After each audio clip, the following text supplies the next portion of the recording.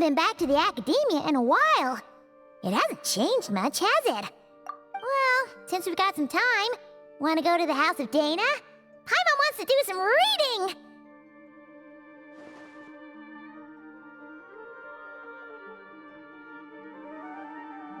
Ha! So you noticed! Well, you're too late. The Paimon you know and love is no more. You're looking at Paimon Plus, a new and improved treasure trove of travel know-how. Paimon Plus would like to find some new books to peruse. A gracious traveler like yourself wouldn't leave her companionless on her quest, right? Come on, this way!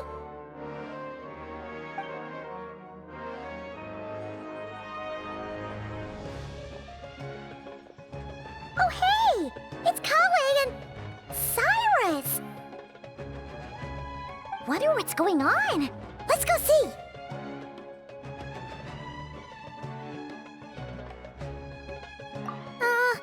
Well... You know what they say? Learning is a lifelong quest. Which means there's always another chance to read a book. But you never know when the next chance to reunite with an old friend will come along.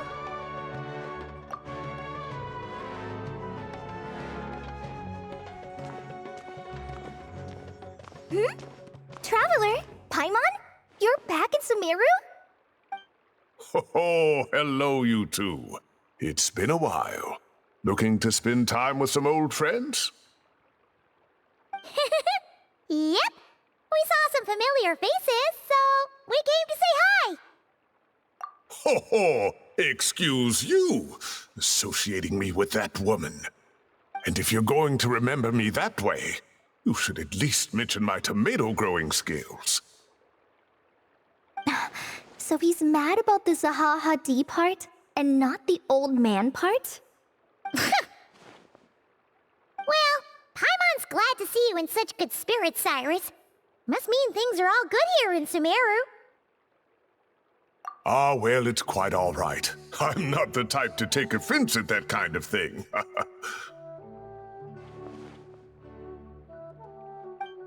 You definitely are. Anyway, what were you and Kale chatting about just now? Ah, that. Well, it was quite a spontaneous meeting. I was leaving the sage's office when I spotted Kale in conversation with a Mahamata, and it looked serious. I thought something bad might have happened, so I hurried over as soon as the conversation ended. But as it turns out, our Kale is moving up in the world. The academia even hired her as a consultant. Wow! That's incredible! Oh, it's nothing, really. Look at that, so humble. Takes after me, she does. Not at all. Not at all. No, wait. I didn't mean that to sound like I don't think you're humble, Mr. Cyrus, because of course you are. I just,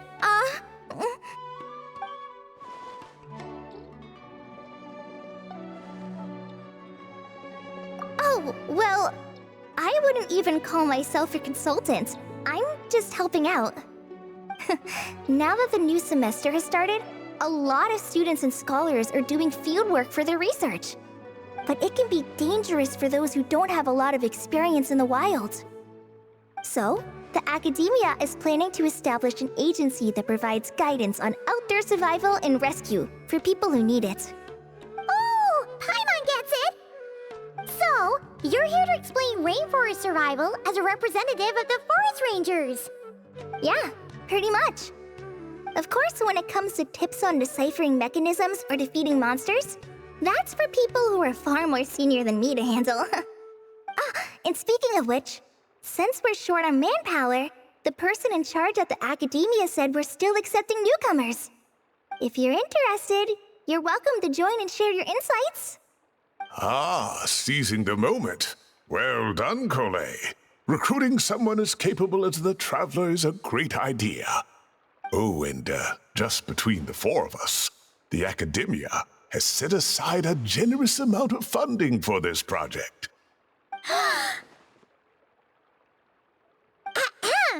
Well, since Kali's thrown her hat in the ring, we should help out too. What do you say, traveler?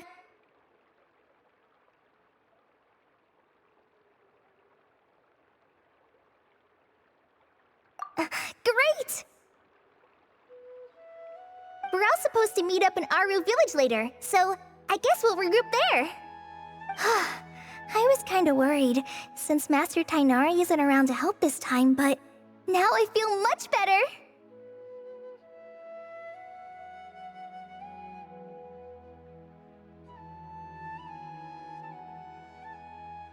Yeah! Even if you don't trust the Academia's eye for talent, you can trust ours for sure. And mine, of course. I have as good an eye for people as I do for tomatoes. Well, there you have it. Thanks, everyone. Oh, speaking of Tainari, how are things with him and the others? Good, thanks! All the forest rangers are doing great! Oh, but Master Tainari did mention that Sino and Sethos were heading to Gandharvaville. I'm not sure if it's for work or something else. Huh, knowing them, could just be to play some cards. I'm not sure. Apparently Sethos is bringing someone else with him too. But with my academia commitment, I didn't have time to ask for more details. Huh, well now Paimon's curious. Should we go check things out, traveler?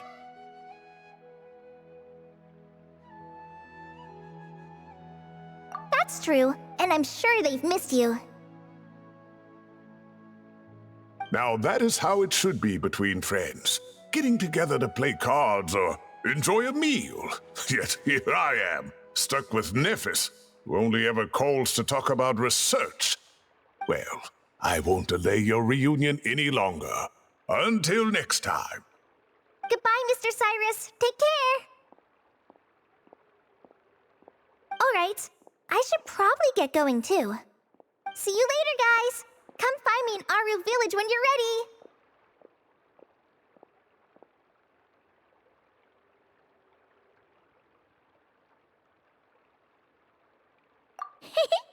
Looking forward to seeing you shine, Kali.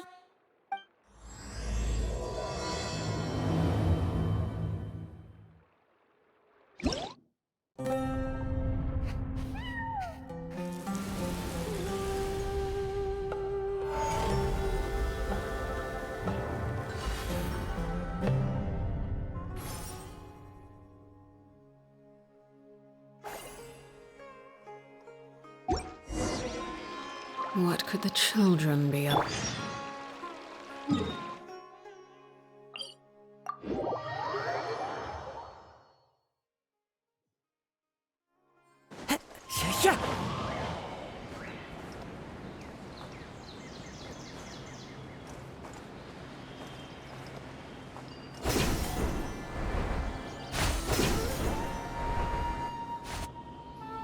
Tainari's place.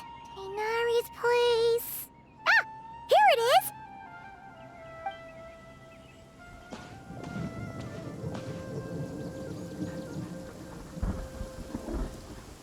Sino! Sethos! Looks like the whole gang's here. Oh, and Layla's here too! But, oh, she doesn't look too good. Did something happen? Ah, Paimon, Traveler. It's good to see you. I'd welcome you like a proper host, but I'm a bit busy at the moment. Apologies.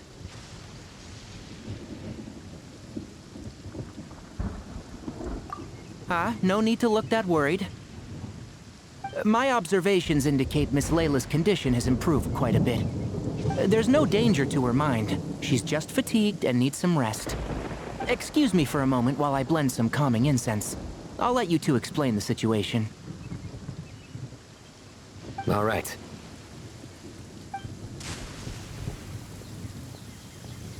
What happened was, Sethos and a few members of the Temple of Silence rescued Layla, who was out in the desert trapped in a state of delirium. She had to be rescued? Oh, that sounds bad. That's all you're gonna say about it, Sino? I mean, we don't want people jumping to conclusions. That's all I can say about it. The person involved is unable to explain what happened to her, so we're limited in what we know. Sorry. My head. Still dizzy. The moons. The moons. Exactly how many are there?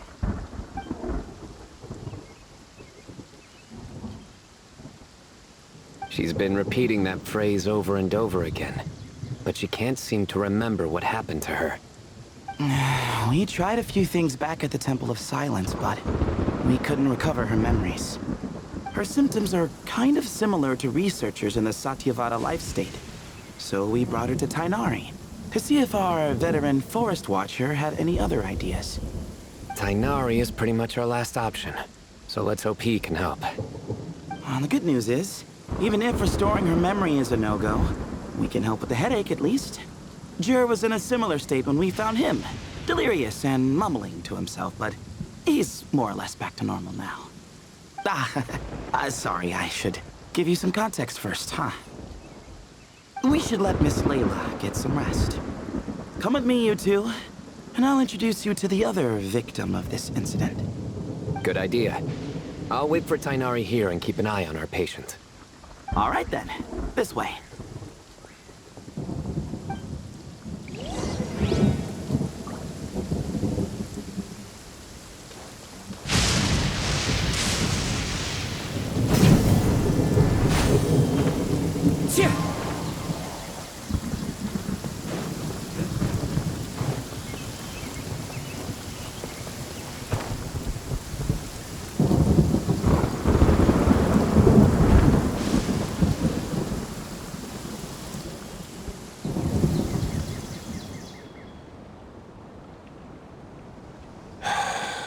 Who did the Ajalenok not offend? I just don't get it. Hey, Jur. Still musing about Aji nuts, huh? Want me to have Sino come over and tell some jokes? Might help distract you. No. No need. I'm done. Don't encourage him. Well, sorry for interrupting the Aji talk, buddy. Next time, just say, Aji, hey knock. Hold on. So, what's the deal with the Ashilenok nuts? Other than the bad Sino jokes. We'll get to that. But first, introductions are in order. This is Jur, a member of the Temple of Silence. And you remember the Traveler, right, Jur? Of course. I'd never forget a participant in the Rite of Duels or the hero who saved Sumeru. Awesome. Could you go over what happened to you one more time, Jur? Our valiant hero is gonna help us get to the bottom of this. Might as well join since you're here, am I right? Just hear him out. You're gonna want to uncover this mystery once you do. I'd bet on it. Well, I was on an expedition in the desert not too long ago, when I got caught in some quicksand. Later, it became obvious it wasn't normal quicksand because instead of sinking to my death, I fell into an undiscovered ruin. In my panic, arms and legs flailing about, I suspect I touched some things I shouldn't have. Because in that brief moment, an enormous amount of information came surging into my mind. I would hesitate to even call it knowledge, because my brain had no capacity to process the information. To use an analogy, it would be like trying to stuff thousands of Ajalenok nuts into a small water skin without it bursting. Sorry again with the Ajalenok nuts, I know. It's fine. We're getting to that part of the story anyway. True. Well, just as I was on the verge of madness, a single phrase broke through the storm of thoughts in my head. It was a man's voice saying, "Don't eat Ajalenok nuts." What?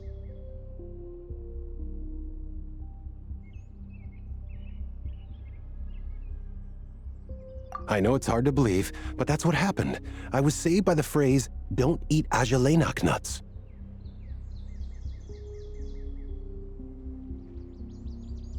I'm not sure. I'm not even certain it was a man's voice. It's hard to remember now that I've been repeating it so much myself. Anyway, the good news is I no longer feel like my head is going to explode. Of course, the bad news is that phrase has been stuck in my head for the past few days. Wow. But doesn't it have the opposite effect? Like, the more you say don't eat it, the more you want to eat it? Yes, that's exactly right.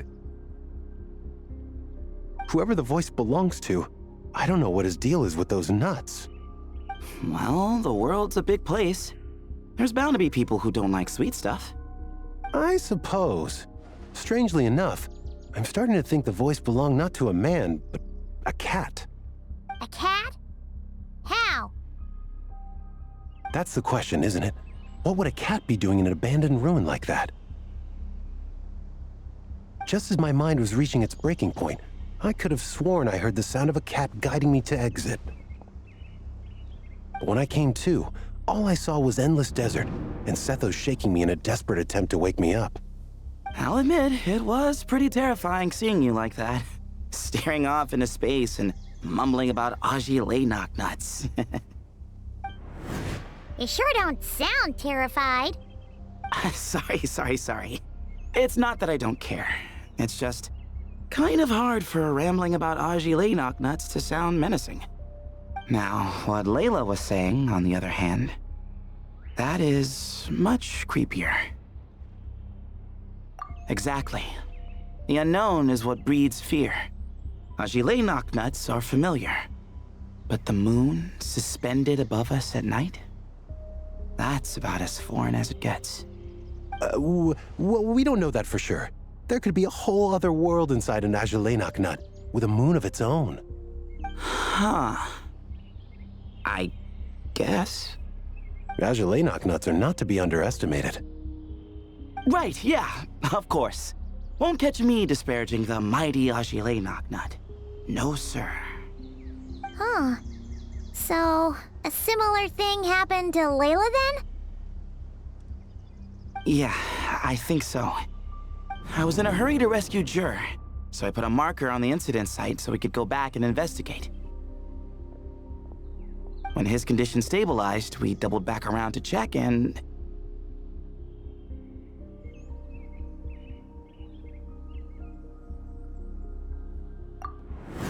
Exactly.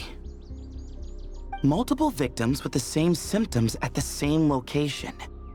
It wasn't hard to conclude that something is seriously wrong with that place. So, after we got Layla out of there, I had the Temple of Silence put up a warning sign at the scene and send patrols to watch the area. Speaking of, Sino, Tighnari and I are going to head back there and investigate once Layla is stable. So as per usual, you're here just in time.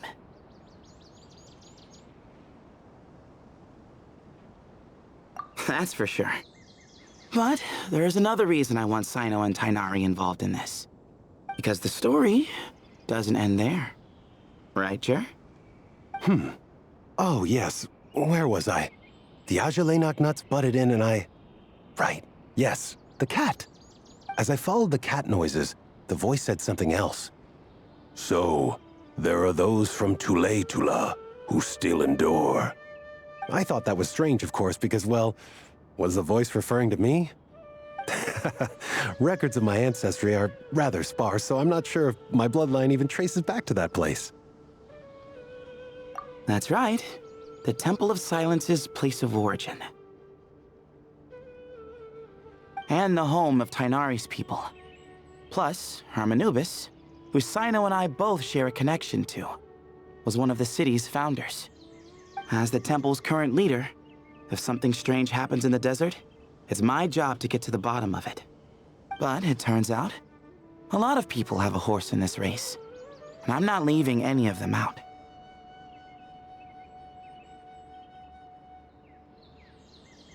See? Knew you'd join. But yeah, that's all we know about Jur's situation. Tighnari should be done on his end. Let's head back and check on Miss Layla.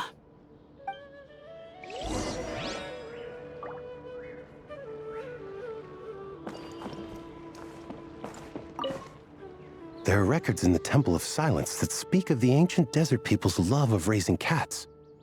Perhaps I encountered some ancestral cat spirit, long since passed on.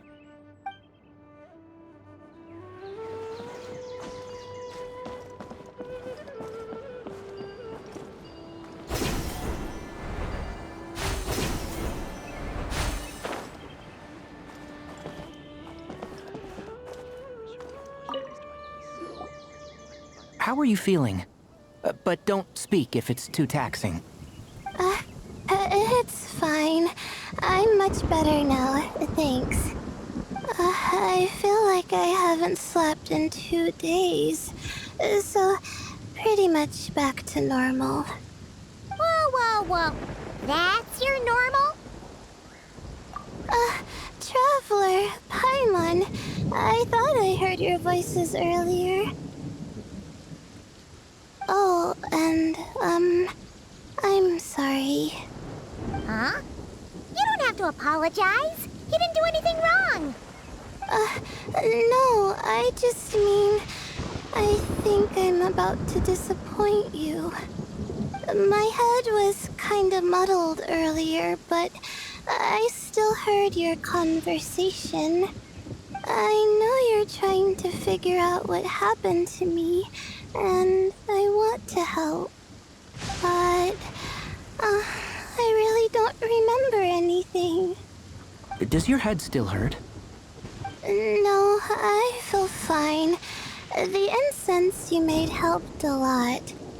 I'm still hearing those words in my head, but other than that, I'm okay. It's just, all I remember are those words. Everything else is a total blank. One moment I was heading to the stargazing point I'd calculated, and the next, I was on my back in the sand. The same phrase playing over and over again in my mind. How many moons are there in the sky? Sethos, did your friend Jur suffer from memory loss too? Not really. His memories are blurry, but there aren't huge gaps like this. He remembers touching something. Someone talking, a voice mentioning Tuletula, and hearing a cat lead him to the exit. A cat. Did you hear it too? Huh? Now that you mention it, I think so. It was so soft. I thought I was imagining things. Which means, at the very least, what the two of you experienced while escaping the ruin is consistent. A single sentence repeating in your heads, and the faint sound of a cat. Still not a lot to go off of. Agreed. Oh, is your head hurting again, Layla? No, I was just thinking. Maybe my memories are blank because I was sleepwalking at the time. Sometimes, my friends and classmates tell me about things I don't remember doing, or places I don't remember going. I don't talk about it a lot because, well, I don't even know how it happened. But I don't want my personal circumstances clouding your judgment. So I just wanted to mention that. Ah, I see. Well, thank you for telling us. But I don't think we need to dwell on that for now. We're gonna check out the site of the incident for ourselves, so that should help us come to our own conclusions.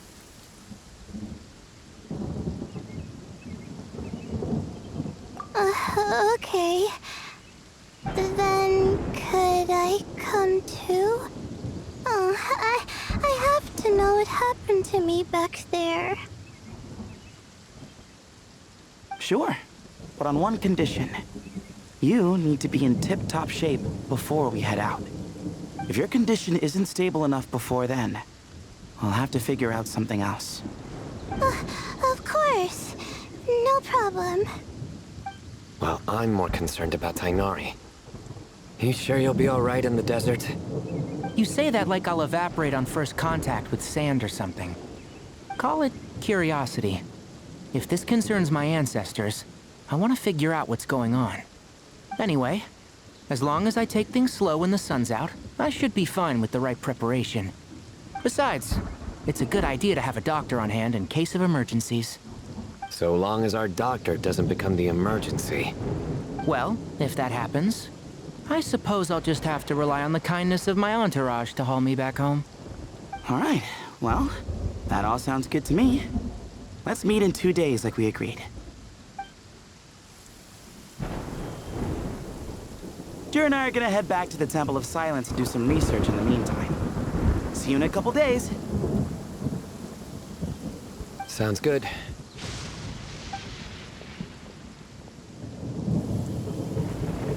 What about you, Layla? If you feel like you need more rest, I can arrange a room for you to stay in. No need. I've asked enough of you as it is. Besides, I feel a lot better. I should make it back to my dorm, no problem. You sure? Don't push it too hard, or you might end up sleepwalking along the way. Don't worry, I'll be fine. I have other things I need to do anyway. Like letting my advisor and classmates know that I'm fine. Adjusting my stargazing schedule. Things like that. If I don't get it all done, I doubt I'll be able to sit still, let alone stay here and get some rest. I'm not so sure that's...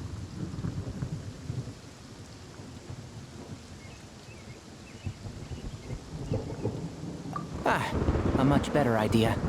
Thank you, Traveler. Of course, if anything starts to feel off, come back for a checkup right away. You'd better listen to him, Layla, or he'll feed you tasteless slop as a punishment. Punishment? You're the one who caught a cold. You're supposed to eat light when that happens. Besides, with your nose stuffed up like that, you couldn't taste anything to begin with. Huh. Is that so? And here I thought it was an intestinal issue. Should have seen that coming.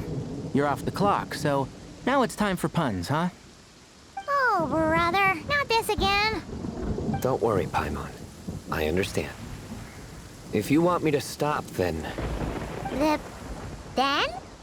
you'll have to call a plumber. Tell them someone's gotta pipe down. This is getting more insufferable by the second. Put a sock in it already, please.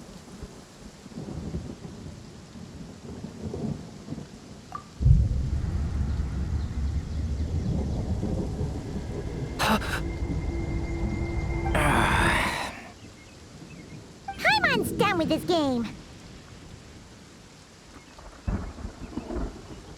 You win, okay? Let's just get out of here. Please. All right, you stay safe. I'll try to stay sane.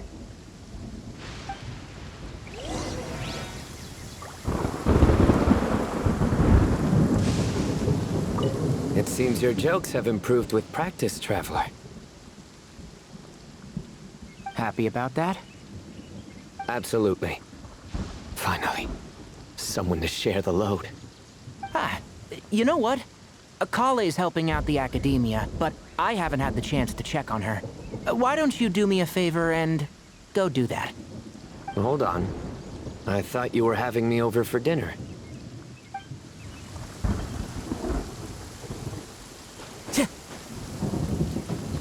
That little girl must be.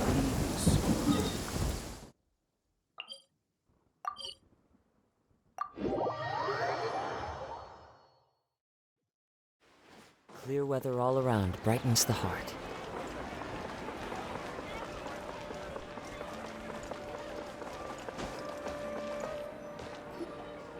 Moons. As you lay knock nuts.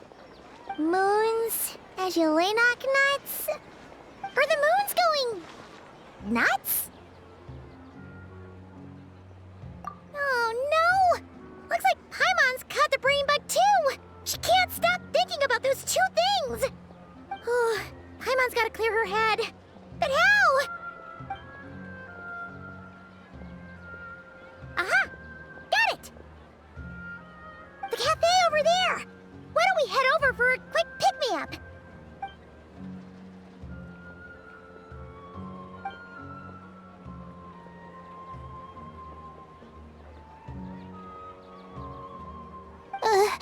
Sorry. I feel kinda tired all of a sudden. Wait! Is it because of all Paimon's muttering just now? Oh, sorry. The coffee will be Paimon's treat, okay?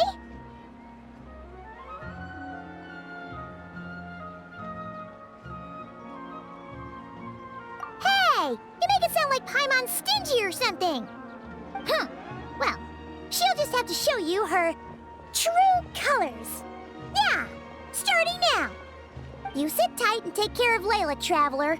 Paimon's gonna get us some snacks and coffee. Be right back. Don't go anywhere in the meantime.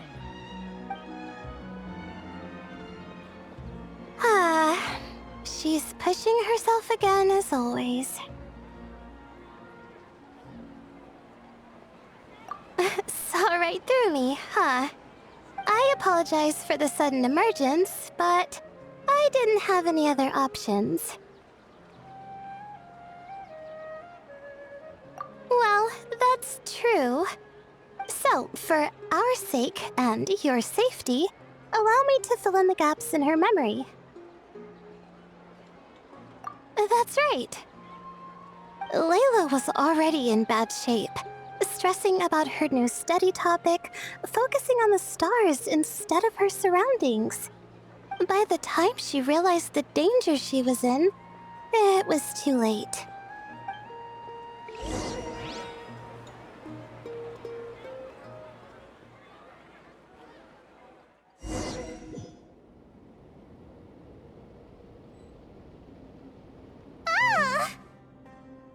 Quicksand near the ideal viewing spot? Wasn't expecting that.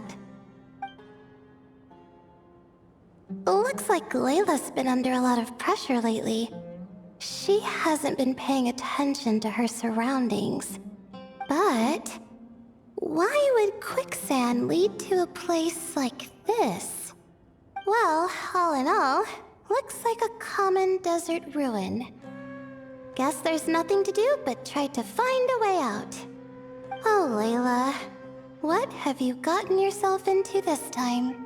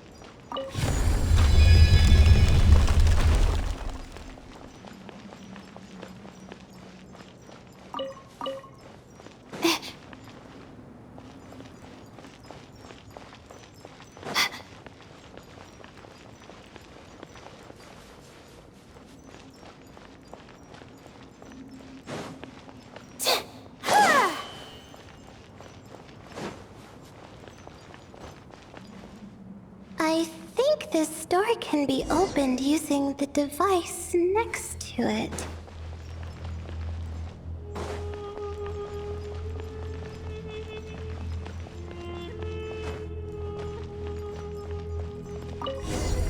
Just like I thought. Ugh, what was that? My head. It hurts. Is Layla waking up? No, that's not it.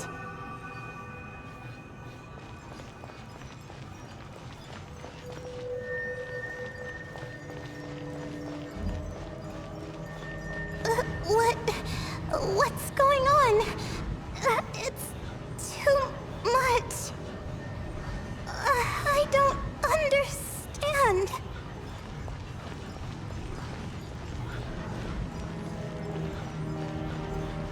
The ground is... Where am I? It's spinning.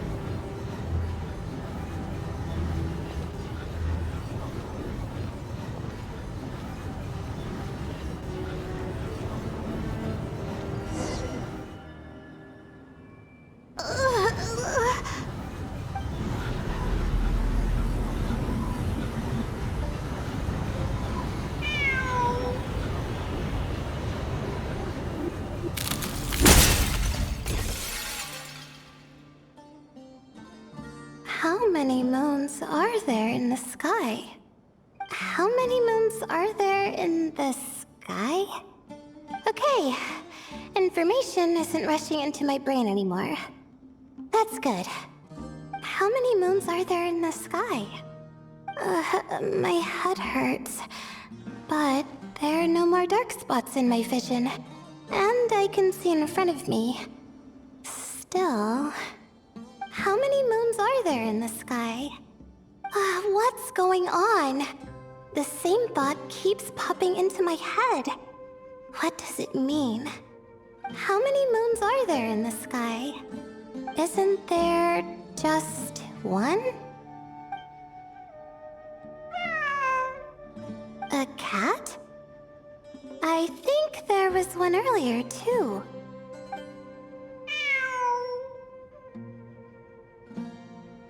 I'm not hearing things. It really is a cat. But what is it doing here? How many moons are there? No! Stop it!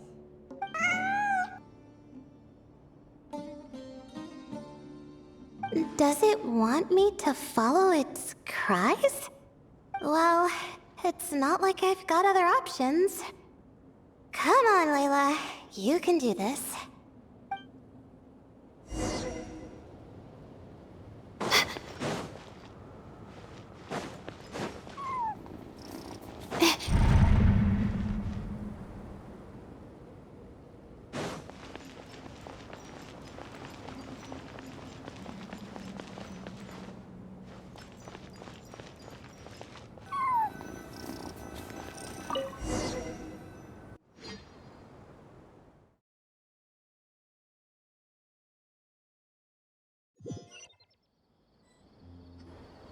And so, I followed the cat's cries to find my way out.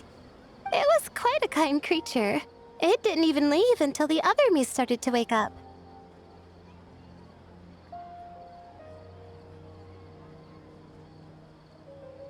Thinking back, it all started when I touched that device. I've heard fellow students talk about it before. How the desert is full of objects that do strange things.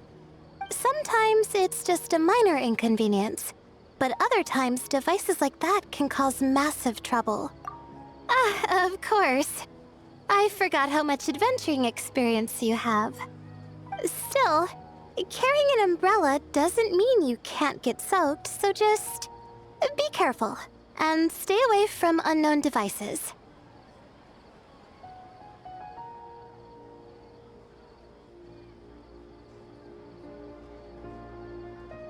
No need to thank me. You and Layla are about to head into dangerous territory together. You need to be safe so she can be safe. Well, I think that about sums it up. Ah, and just in time. Your coffee's here. Traveler? A little help over here?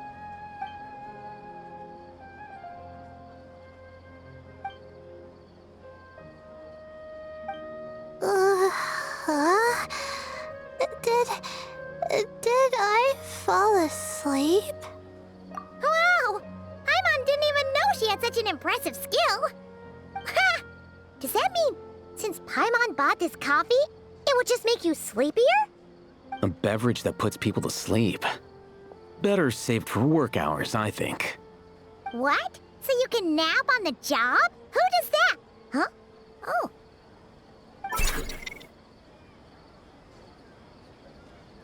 Beep boop. Oops. Oh, hey them. Kave. Nice to see you. Oh, and you too, Marak.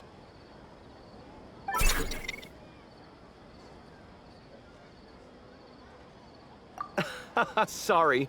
Hope we're not interrupting anything. Miss Layla, you don't look so good. Is everything all right? Oh, I'm fine. I was sleeping just now, so I'm still a bit...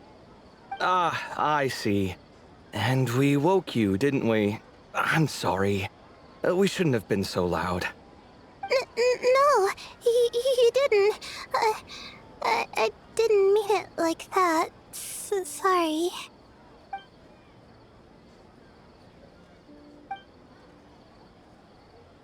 Wait, where are you going? You just got here. I'm going to do what I came here to do. Which is? Buy coffee beans.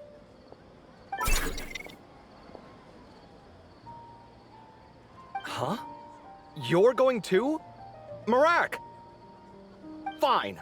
Run off with him. See if I care. Well, looks like I get you to myself.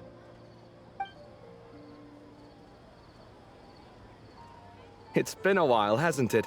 How have you been?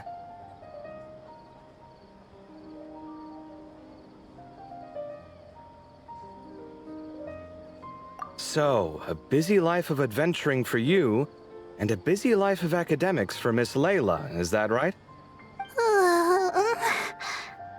Oh, is something wrong? Ah, the desert's not always the friendliest place, that's for sure. And from the look on your faces, I'm guessing this problem's not resolved?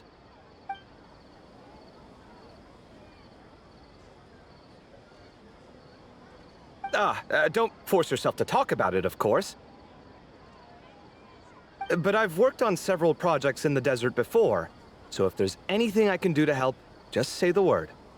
No, I don't have anything to hide. It's just... complicated, so explaining might take time. Ah, well, lucky for us, I've got that in spades. Yes, you have been quite sedentary recently. Excuse me? I've been going about work as normal, thank you. And, might I add, you do way less work than me. I do the amount of work that is required of me. Ah, yes. You and your stellar work ethic. The stuff of legends. Oh, now look what you've done. I've lost my train of thought. Where were we? The problem in the desert. Wait, you were listening earlier? Oh, we're giving the silent treatment now? Mature, very mature. Continue, Miss Layla. I'm curious as to how this incident unfolded. What did I tell you? This one doesn't have enough to do. Alright. Well...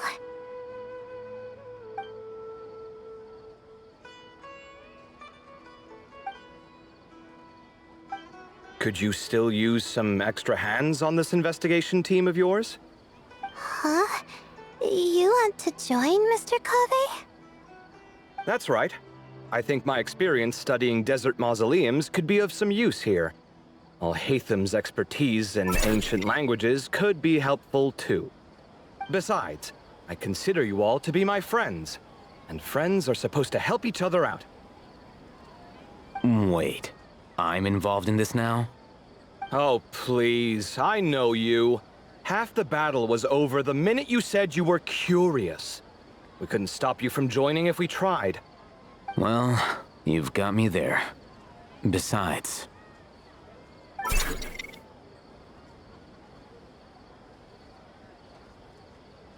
This suitcase of yours has been jumping at the chance to volunteer for a while now. I imagine... You imagine? Mechanical life forms might also feel homesick from time to time. Huh. Now that you mention it, Marak's core was a component sourced from the desert. That could prove useful. You're sure you want to come with us? It could be dangerous. Oh, I'm sure. All the more reason to recruit as much help as possible. It's important to count on friends at times like these.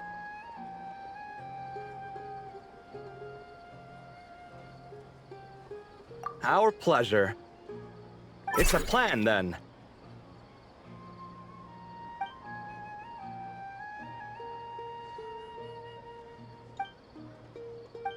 All right, we'll head back to our place to get ready.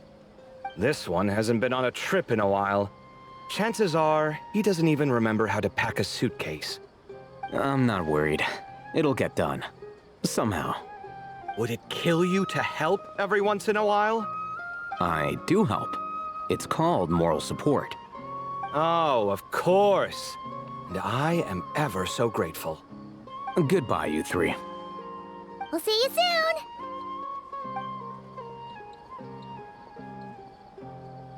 Oh, and Kaveh, your coffee beans! You were too busy glaring at Alhaitham, you almost forgot them!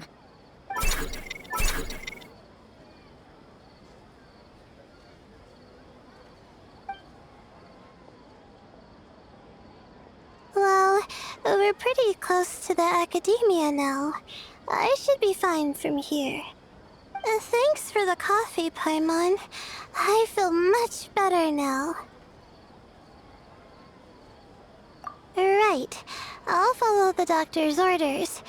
Or try to, at least. With the blessing of the stars, I hope we all get a good night's sleep.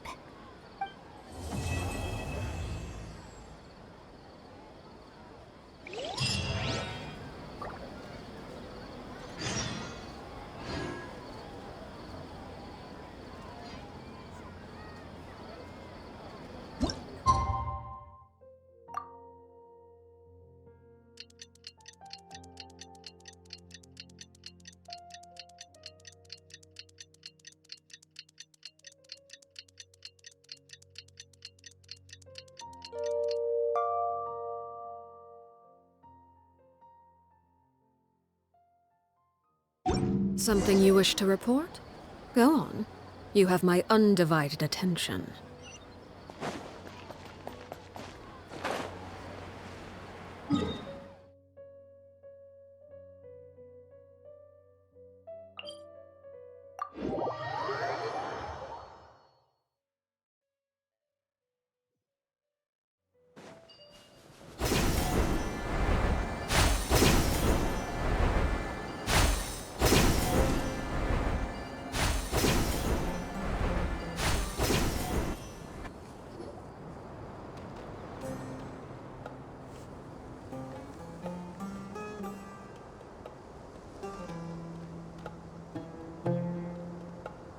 Looking at the map, we should be getting close. Speaking of which, the closer we get, the more Paimon's heart feels like it's beating out of her chest. Excitement. Yeah, sure, that's it. Oh look, it's Tainari and the others. Everyone's here bright and early. Yeah, the desert's a pretty harsh environment. Better to travel at night and beat the heat. Hey everyone! We're here! Ah, right on time. You don't need to worry about me. It's not too hot yet, and I'm properly hydrated. All right, we're just waiting on the 2 people Miss Layla mentioned, and then we'll be set. He's staying behind. If we don't make it back after a certain time, he'll be in charge of rescue operations. You can count on me. Nice! You thought of everything! Oh, and Cyrus said he'll be in Aru Village, so he's also available if we need help. Haha! Amazing! Having people to watch our back is making Paimon a lot less nervous. Yeah, I did. After hearing about what happened, my advisor gave me some time off to rest. So, my studies are on hold for now. Then, does your advisor know you're back in the desert to investigate? Yes, but I was only allowed to come after I mentioned that General Mahamatra would be there too. Haha! Quite the reputation you've got there, Sino. Something wrong? You haven't said a word this whole time. Are you in a bad mood or something? No. Being skilled with words also means being a good listener. I'm just reflecting on what you're saying. Oh, Hatham! Kaveh! Ha! Over here! Darn it. I was just setting up a brilliant... Yeah. I'm sure you'll find another chance.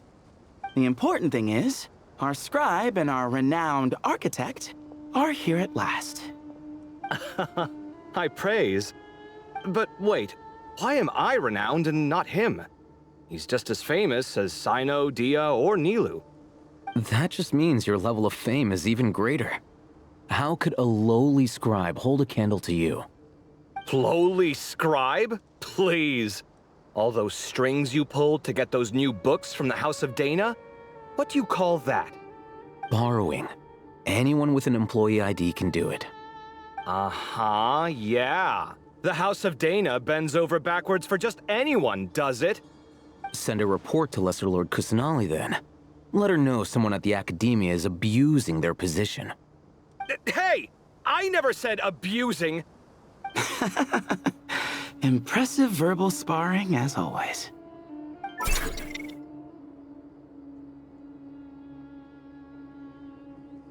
Oh, hello to you too, Marak.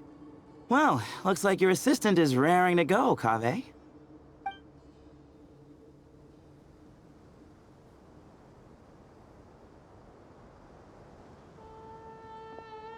So, I say we get this show on the road. No sense delaying the inevitable.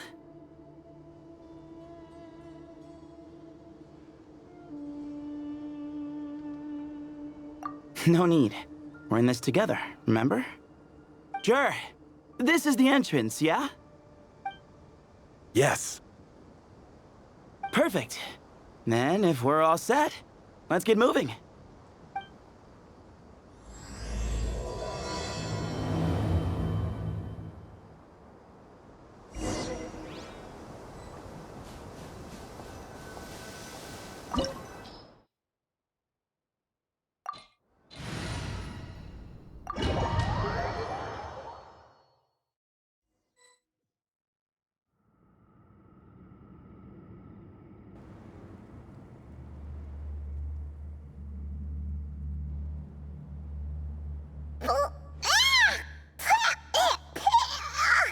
Paimon's mouth is full of sand! So that's what falling into quicksand feels like? If this was quicksand, we would have struggled to breathe. No. I think this was regular sand, and we didn't sink into it. We fell through it. Into this place. Agreed. In other words, sounds like a you problem, Paimon. Ha, very funny. No, wait, Paimon's the only one. Ha! See? What? I'm the only one with sand in my shoes? Yeah, right.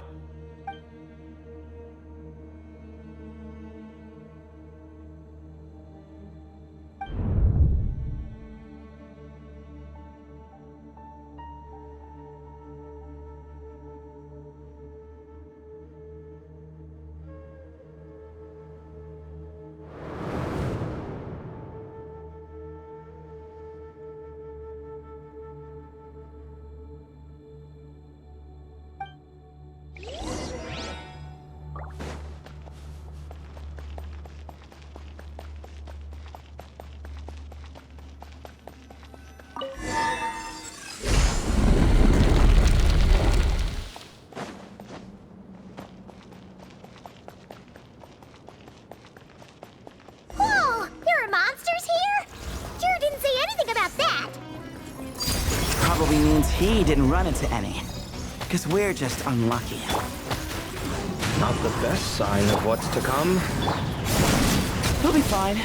Let's just use up all our bad luck, and we'll be golden.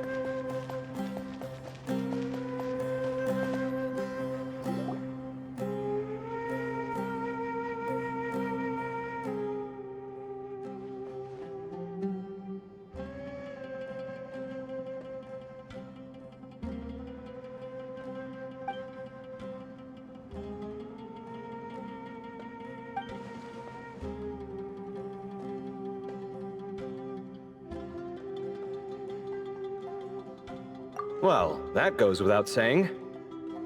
Fair point. There's just one problem, though. The only way forward is through that door. Ooh! Is it time to hunt for a key? Paimon loves this part. Don't worry. With our adventuring experience, we'll find it no problem. Let's get searching!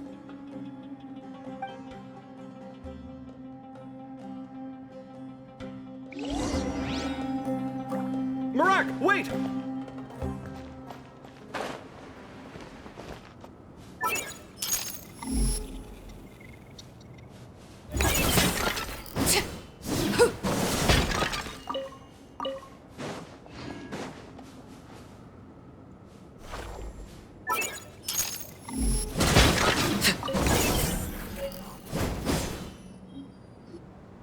Marak, this isn't really your old home, is it?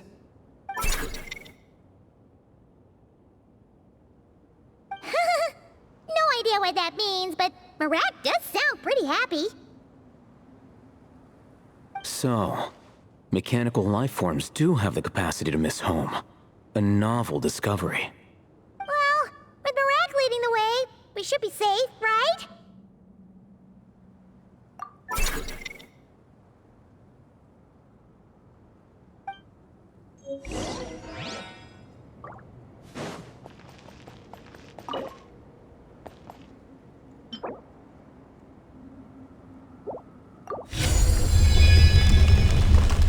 Good thing you decided to join, Kaveh. Otherwise, our investigation would have ended at that door. It was nothing that I did. You should thank Marak instead.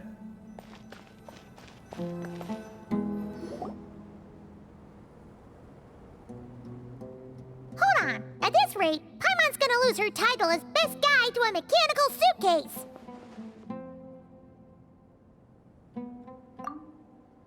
Aw, thanks. Hey, wait. What do you mean, useless? Well, no weird mental symptoms so far. I'll take that as a win. That said...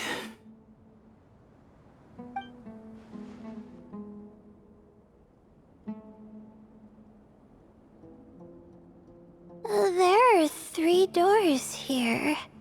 So, we split up. Divide and conquer.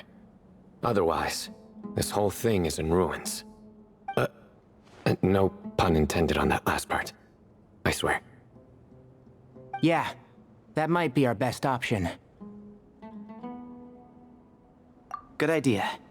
And the minute things go south, we go back the way we came. Ooh, this is getting exciting! So, who's teaming up with who? Paimon calls dibs on the Traveler!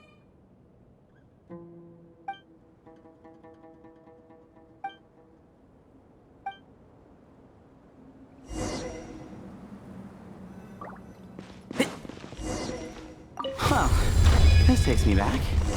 The last time we were in the desert together, the 2 of you came all the way out here to gang up on me. Oh? Sounds like someone's holding a grudge. Just what I like to hear. If you're still hung up on that last one, just name the time and place, and we'll have ourselves another thrilling... duel. Huh. What's with the awkward pause? Were you expecting me to stop you from saying something stupid? You two can have 1,000 duels for all I care, after we're done here. For now, focus on the task at hand.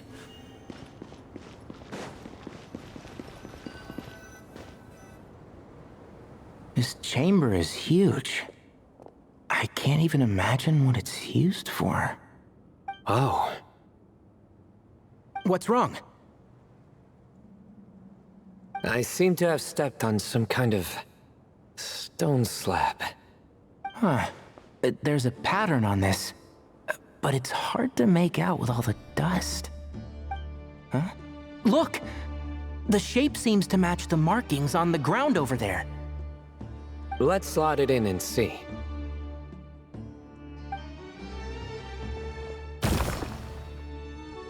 And we have a match. Looks like we need to find the other 3 broken slabs. Let's search the area, but be careful where you step.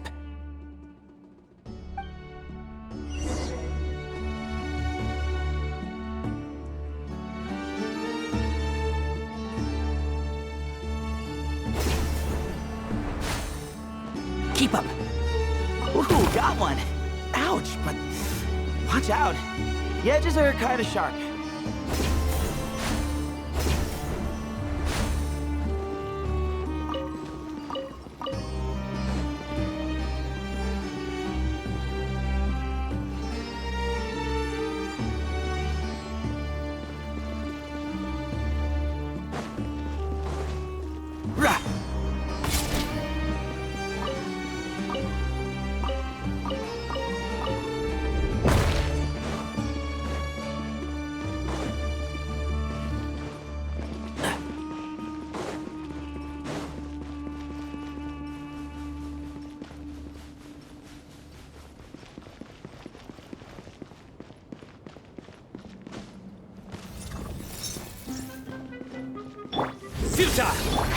Can't see?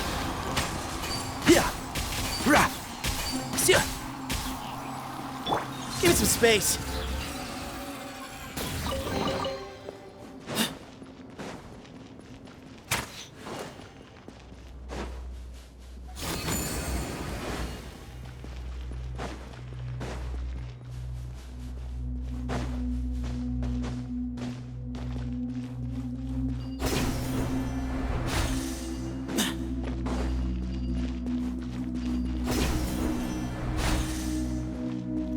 Got the 3rd piece.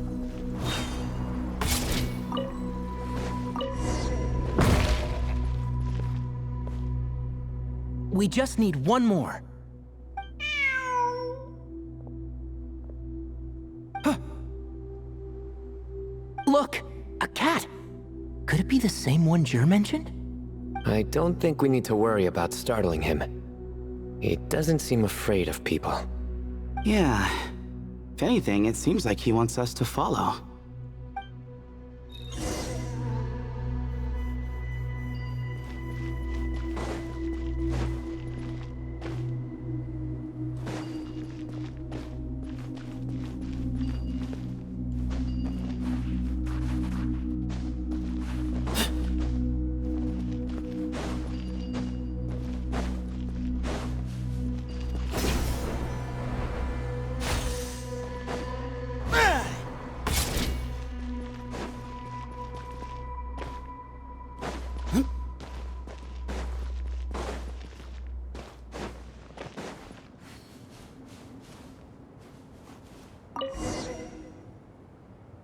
Oh, he led us to the last piece.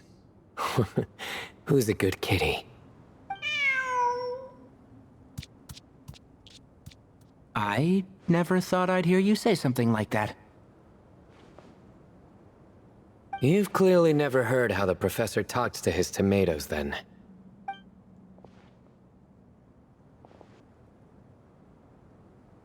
All right, well, that's that. Now, we need to figure out how to get rid of all this dust. Behold, the great Vayu Viastra. Be honest. You've been waiting to say that for how long now? Just activate the mechanism.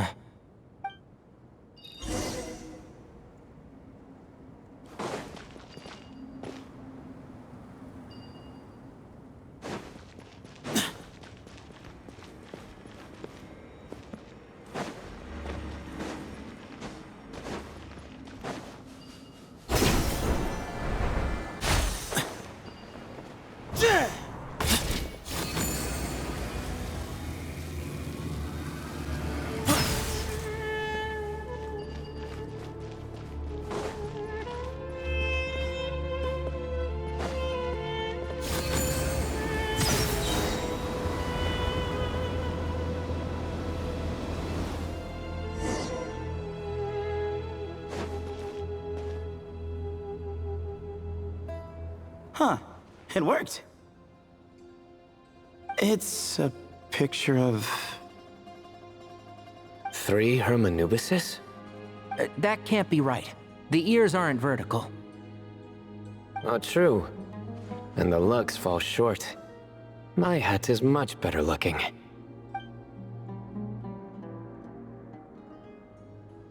A goat, an ibis, and a crocodile.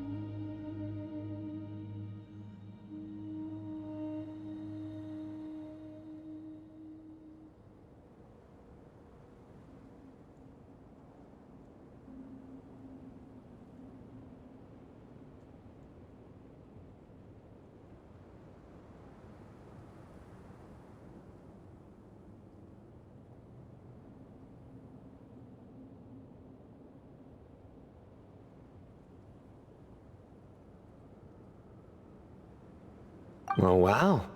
Our botanist knows more than just plants. Riveting observation.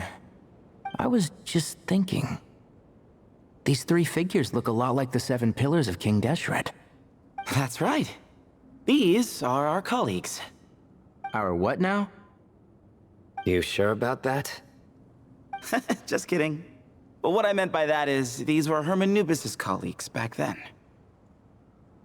The middle one is the Goat King Hereshef, Minister of Ministers, the god Amun's most trusted chancellor. Records say he was the deputy king of the Desert Sands, chief among the 7 pillars. Someone even more impressive than Hermanubis? I wonder if that ever got his goat. Sorry, couldn't resist.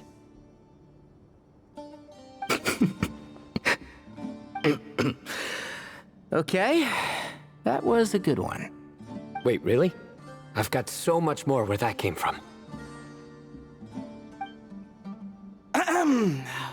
Where were we? This is Sopik, the Crocodile King, captain of captains. As the name suggests, he was a valiant commander and had dominion over all weapons of war. And finally, this is the Ibis King Thoth, scribe of scribes. Your memory's pretty impressive. I bet you're almost as good as me at memorizing cards. A scribe? Did he manage archives then? Like Alhaitham? Wait, that's all Alhaitham does? I never knew being an academia scribe was such a cushy job. Well, that's how his friend put it, anyway. But it does seem like he has a lot of free time. Well, I don't know much about the academia, but I'm sure the Ibis King had more responsibilities than that. The temple's records say he represented the wisest aspects of King Deshret, inventing the desert script and arcane arts at his king's command. He must have been quite the impressive man then. Or creature, depending on how you look at it. Still, why are these three the only ones represented here? What about the other pillars of King Deshret? Maybe because the three of them were extra close? Huh. Kinda like us. Oh yeah! Maybe we should have someone inscribe us on a commemorative stone slab too. Or we could just take a picture. It would serve the same purpose. Anyway, no more distractions. Huh. Doesn't it look like there's writing carved into the corner? Huh. There is. And it's in the ancient desert script too. Looks like the Ibis King left you some homework. Give me a sec. I'll try and translate it. The ministers are unvirtuous. The scribes unwise. The captains unworthy. My end is not humanity's end. Hereby bestow upon you all the far side of eternity. Wait, so they went to Aru? It doesn't sound like it was their idea. The far side of eternity is said to be the final land of dreams for all desert dwellers. But if such a place did exist, wouldn't it also be an inescapable prison? Yes, and based on the writing here, it's clear King Deshret wasn't pleased with these three. This gift he bestowed upon them seems more like a punishment. Such is the power of a king, I suppose. Which means the goat's the one who got in the end. Huh. Yep, not as good the second time. What? Impossible. Well, looks like that's all we can learn here. Should we keep going? Yes, no time to waste.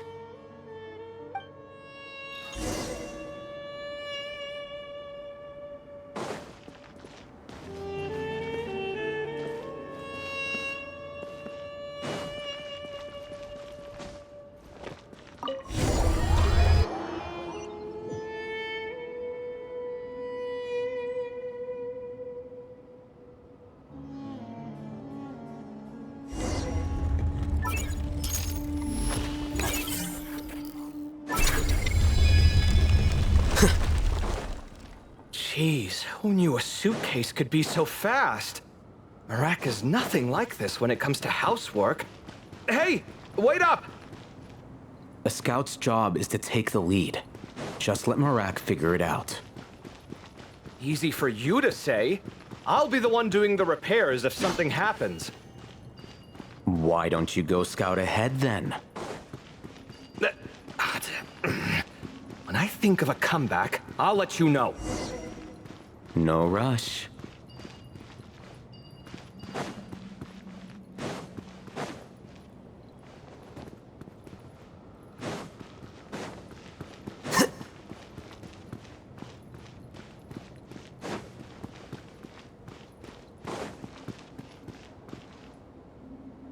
Oh, Marak stopped.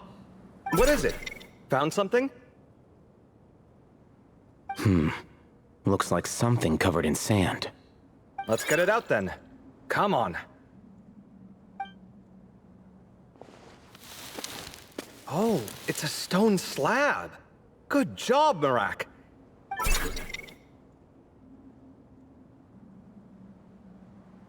Let's take a look. Huh.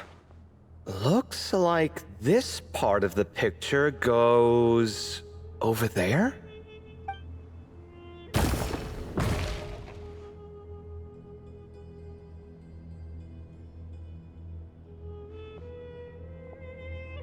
In that case, there must be other pieces.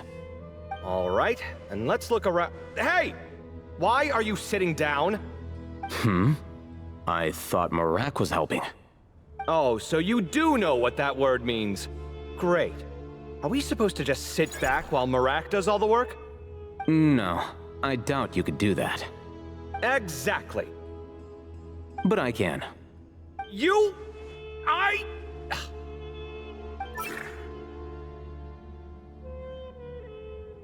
See?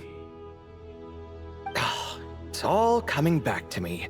How insufferable it is to work with this no-good, do-nothing... We could be more efficient, I agree. I'll work on this piece. You take care of the rest.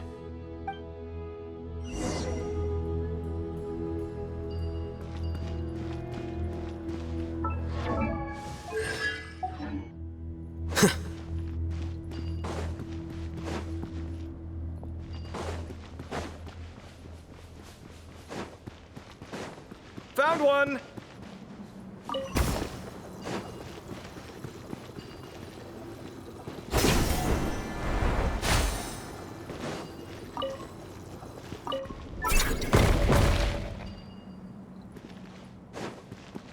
Good teamwork!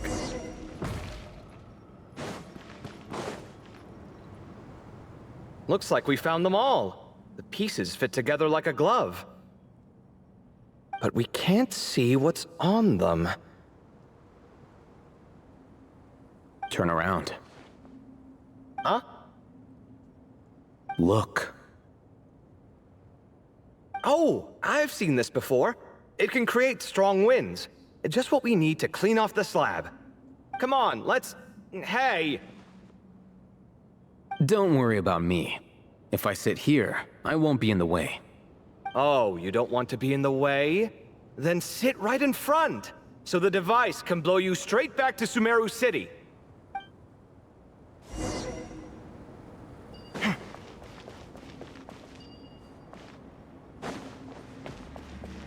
Come at me!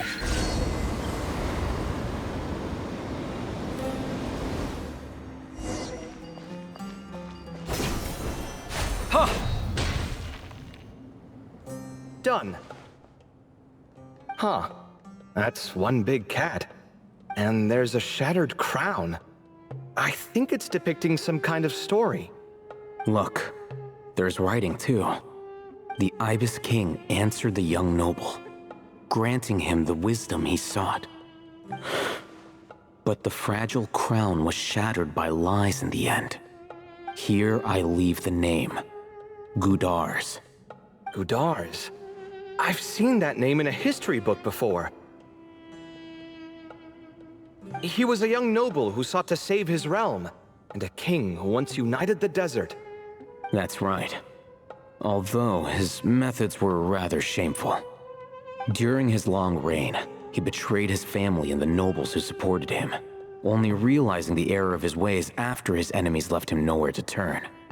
But by then, it was too late. Seems like a common occurrence across history.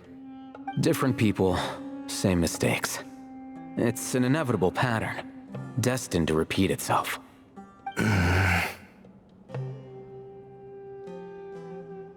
The writing mentions the Ibis King, but a cat is depicted here.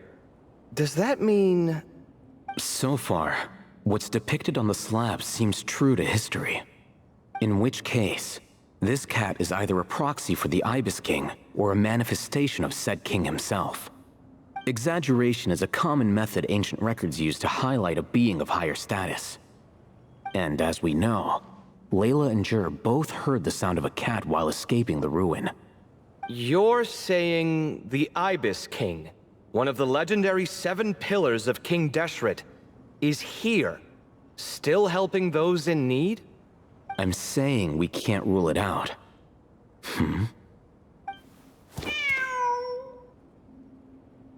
Wait, there it is!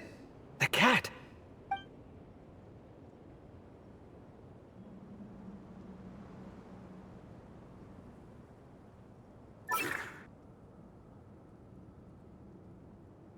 Ah! Marak went after him! The cat's showing us the way forward. Come, let's follow. Okay.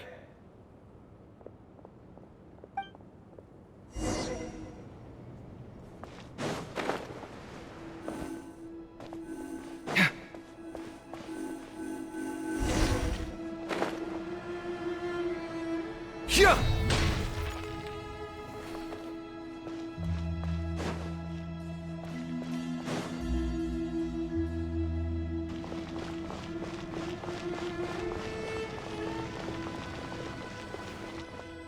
Huh. The cat's gone. Yes, but look where he led us. Oh. Another slab. It looks similar to the last one.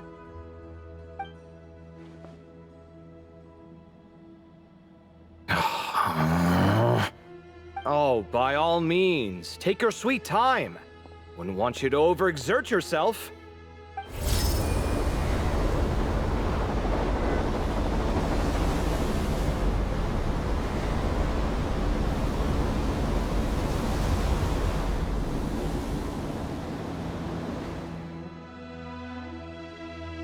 Huh. The scene depicted here seems to be a different tale. The Ibis King answered the Jinn-blooded dancing girl, granting her the wisdom she sought. But enemies plotted to kill her close kin. Snake venom was her self-chosen end. Here I leave the name. Makaira. The Temptress of Woe? You've heard of her? Of course. I don't just sit around doodling all day. She's mentioned in tons of papers about the desert. As I recall, she was given as a gift to the tyrant king of Gurabad, and later seized the opportunity to kill him. After getting her vengeance, she reigned as queen for many years, until her enemies attempted a coup, and she took her own life. That's more or less the version I've read as well. It seems this queen also had dealings with the Ibis King. Yeah, I'm starting to find this whole granting wisdom business a bit concerning. I mean, considering how Gudars and Makaira ended up, it might not have been a good thing.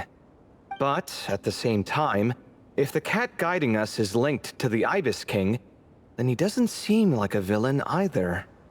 People are complicated. And the same is true of the servants of the gods, no matter their wisdom or power.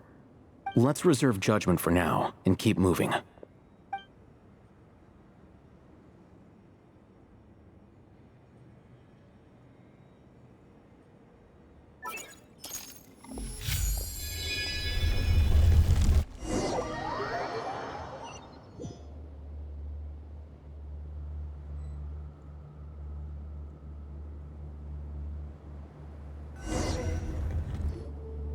Oh, Paimon meant to ask earlier. Have your memories come back, Layla? No, sorry. To be honest, nothing about this experience feels familiar.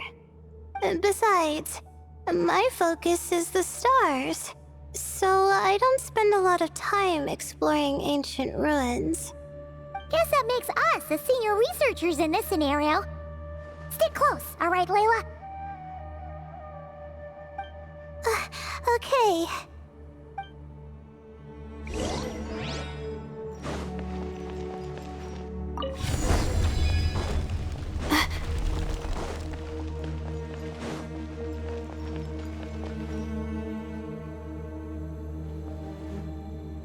Wow. What a tall ceiling. Yeah, but for such a big place, it's so empty. Like no one ever lived here. Sure must have been boring to live in ancient times, staring at ceilings all day. Now that you mention it, I've heard some people used to draw star maps on their vaulted ceilings. Some might even make them transparent to better observe the movement of the stars. It sounds so nice. Stargazing from the comfort of your own home. Wait a second. I think I see something up there. Huh? How is Paimon supposed to do that? Oh, right. Flying. Duh. Alright. Sit tight, everyone. Adventurer Paimon will be right back.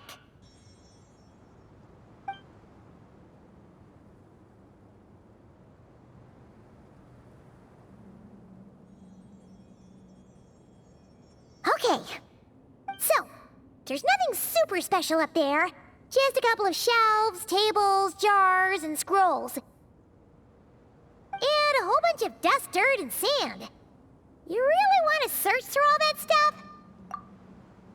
Well, when you put it that way... Come on then, let's see what we've got. Paimon's hoping for something super valuable. Thanks. I'll stick close.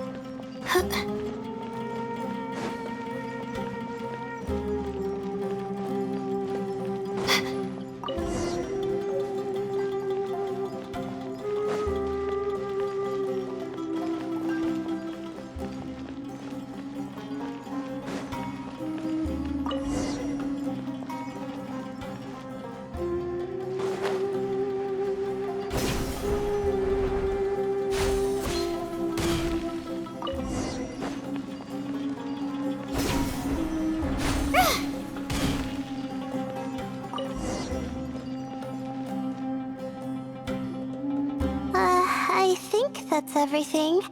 Most of the documents are in the ancient desert script, except these ones.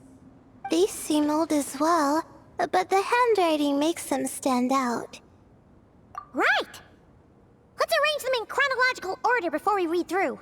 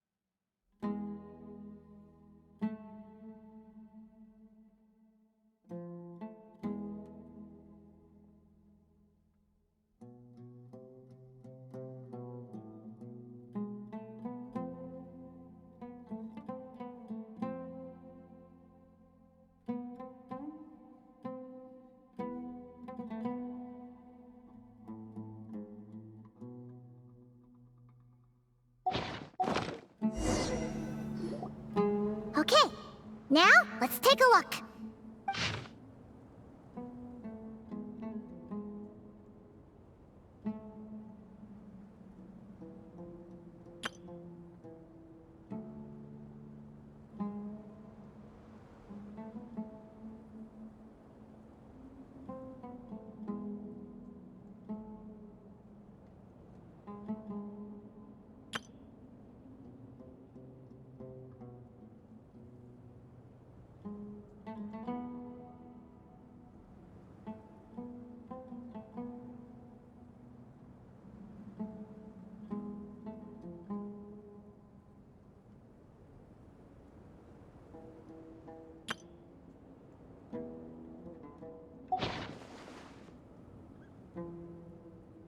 Maybe this person fell in by accident, like Mr. Jur and me. Yeah, maybe. But they don't sound super worried about their situation. So, either this person's an ace adventurer, like the Traveler, or some kind of super optimist. An optimist, huh? Oh, I wish I could be that sort of person. That's right! You're detailed and passionate. Great qualities for an adventuring buddy. This optimist seems super obsessed with exploring every corner of this place. That could have gotten them in big trouble for all we know. Well, I appreciate the compliment. It's almost magical how words like that can make you feel like you can do anything.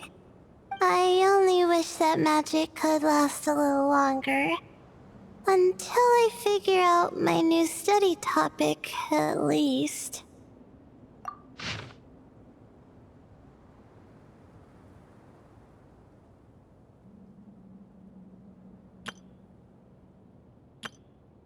Oh, looks like you were spot on, Paimon.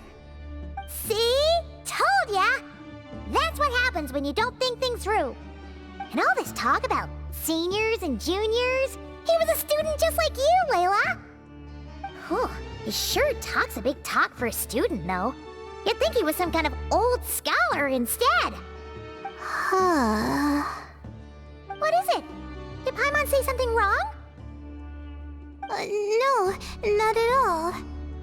I was just thinking, and this might sound rude, but the way this person speaks is just so...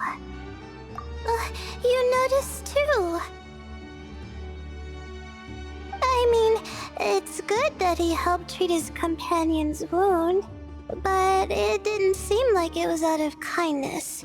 More like he was looking out for his own self-interest, or thought he could get something out of it. I don't know. Maybe I'm reading too much into it.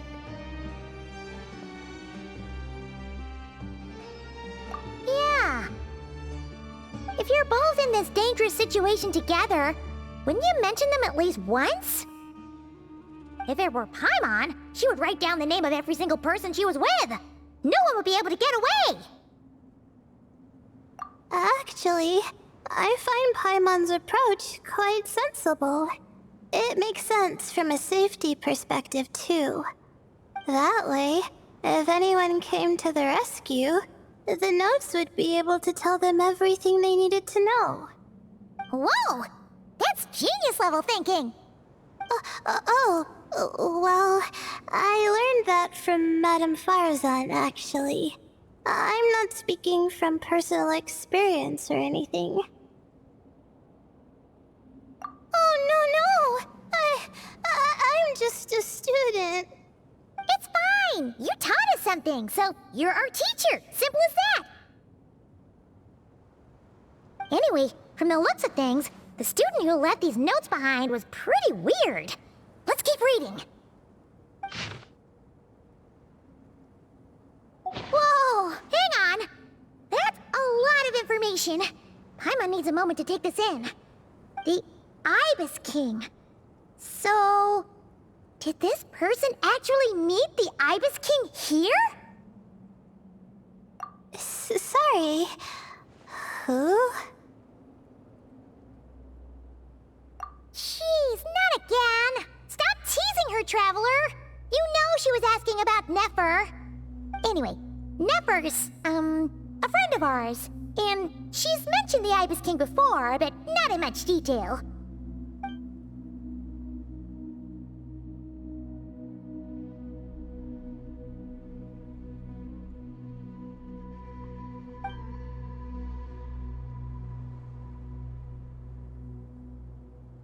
Oh, I see.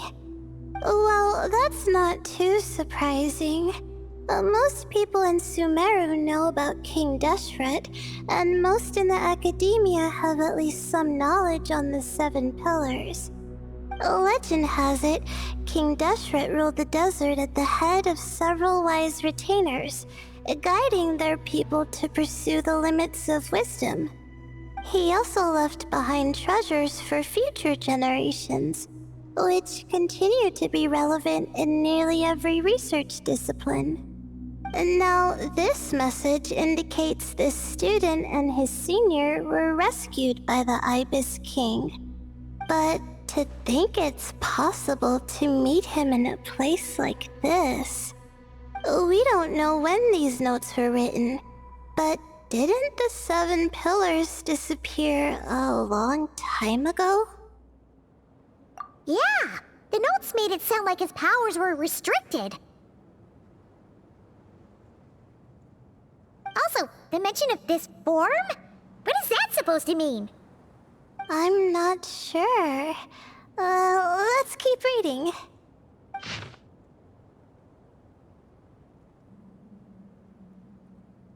Oh, this is the last page. There's even a signature at the end. Well, sounds like they made it out. Guess it was a happy ending after all. Wait. But it says, the Ibis King cannot be trusted.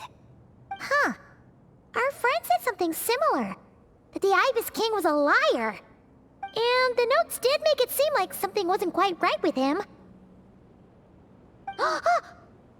Maybe he wasn't one of the 7 pillars at all, but some kind of con artist. Great, Ibis King! If you heard that, Paimon didn't mean it! Please forgive her! Don't trap us here! I think Paimon raises a good point. Let's keep our guard up just in case. Alright, I think that's all the clues around here. How about we... Oh! It's Marak! That means Kaveh and the others should be around here, right? Hello? Anyone up there? Can you hear us? Yeah, we can! You know, sound travels just fine in an empty chamber like this. You don't have to shout. Of course, if you're shouting to express your excitement at being reunited, by all means, pretend I never said anything. Yelling like this is kinda exhausting. Come on, let's head back down.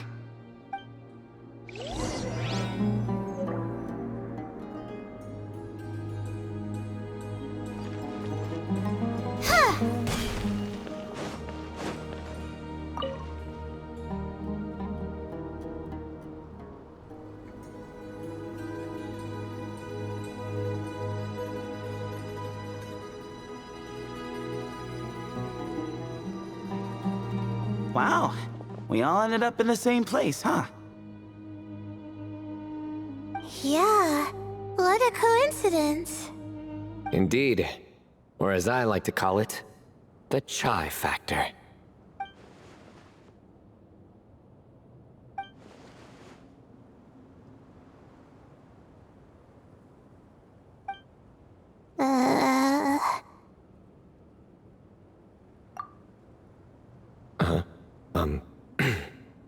No reply? Just say it. All right. Because it's spice to sweet brew again. Oh, hey, that's a new version. Oh, wait, what? You've never heard that one?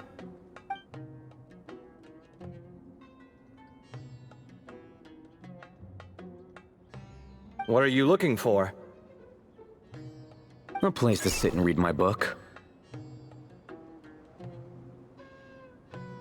Oh, great. What else is new? Well, looks like everyone made it through unscathed. Let's take this chance to get some water, rest a bit, and discuss what we learned. Sound good? Yeah, let's debrief.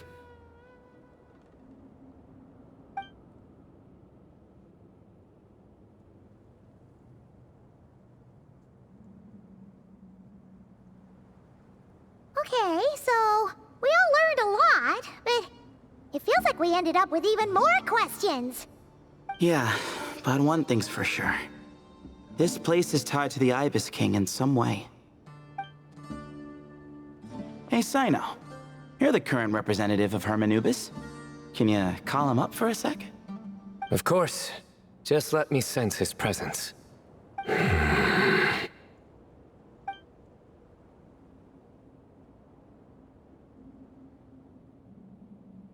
Just kidding. I can't sense him at all.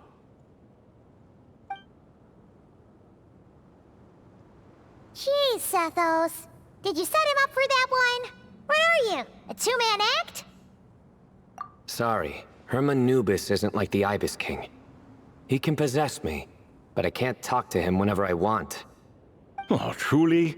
Does that mean he's gone? Oh, I would have liked to reminisce about old times with him. Ah, the cat! It speaks! Of course it speaks. In fact, it is not an it at all. You do me a great offense. My apologies. Esteemed cats, sir?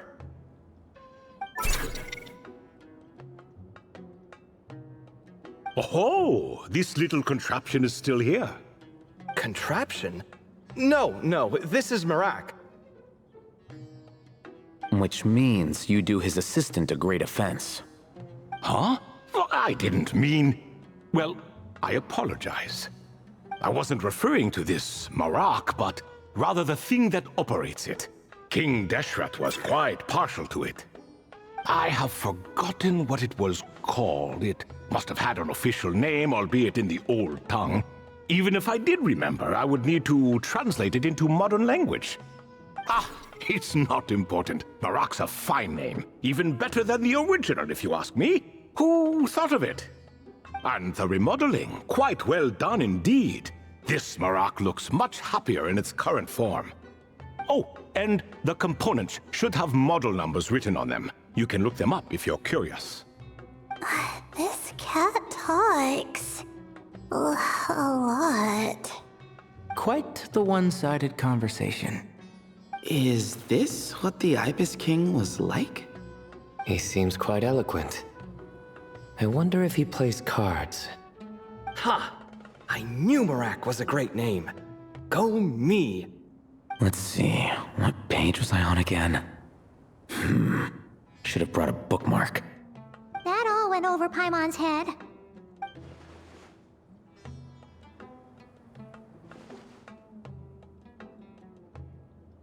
Hello indeed. For you to know my name. Yes, I was not mistaken. You are special among your companions. But you are all guests. It is only proper to invite you in. Come then, this way.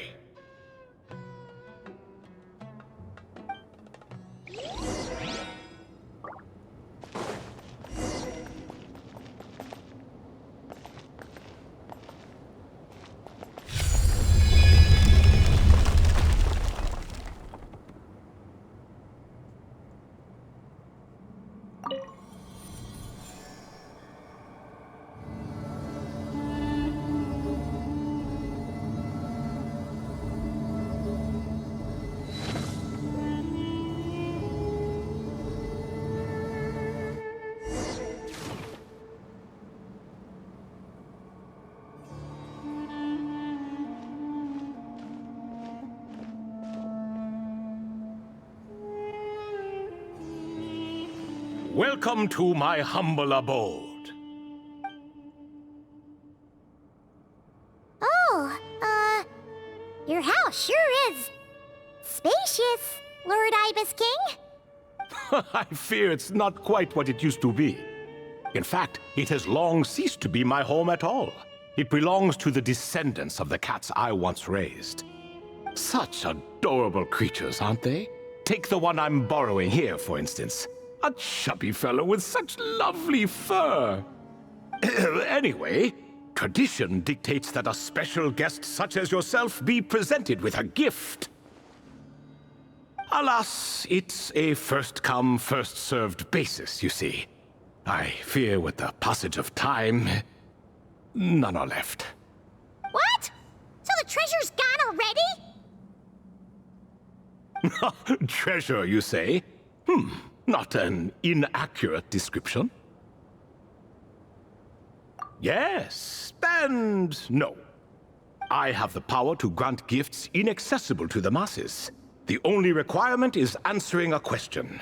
Not a bad deal, yes? Of course, my questions were given unto me by King Deshret, who in turn received them from the Mistress of Flowers. There are 3 and no more. What causes our rise and fall? What obliterates love and hate? What determines truth and falsehood?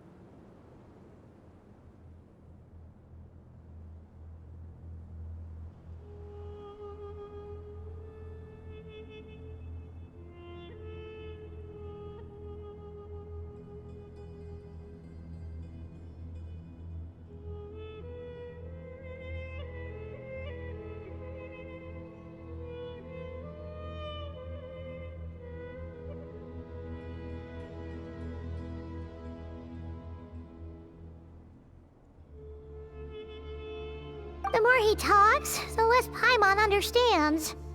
I see. That must mean Gudars and Makaira managed to answer 2 of the 3. Another who understands. Oh, so that's the event those 2 slabs are depicting. Ah, priests and their records. A singular obsession, and quite boring too. After being imprisoned within Aru, I could, on occasion, take the form of a cat to converse with those around me. But I despised speaking to them. No conversational skills whatsoever. Now, humans like you who stumble in here from time to time, you are much more interesting. Hold on! We're getting off topic again. The 3 questions you just mentioned? What are they for, exactly? Ah, that is a story that begins with King Deshret. And we're in for another long one. Nostalgia for the past is common to us all, is it not? And our king, he was such a proud, solemn man in those days. He watched us speak of the present and the future, of the wisdom we possessed or were about to obtain. We were his proud retainers, confident in our belief that, so long as each one of us used our abilities to the fullest, progress was inevitable. Yet, King Deshret's ambition was not destined to be allowed in a closed-off world such as this. So nothing went as planned. In fact, from the beginning, there were signs an outcome of this nature was inevitable. Because although there were 7 pillars, one was forever absent.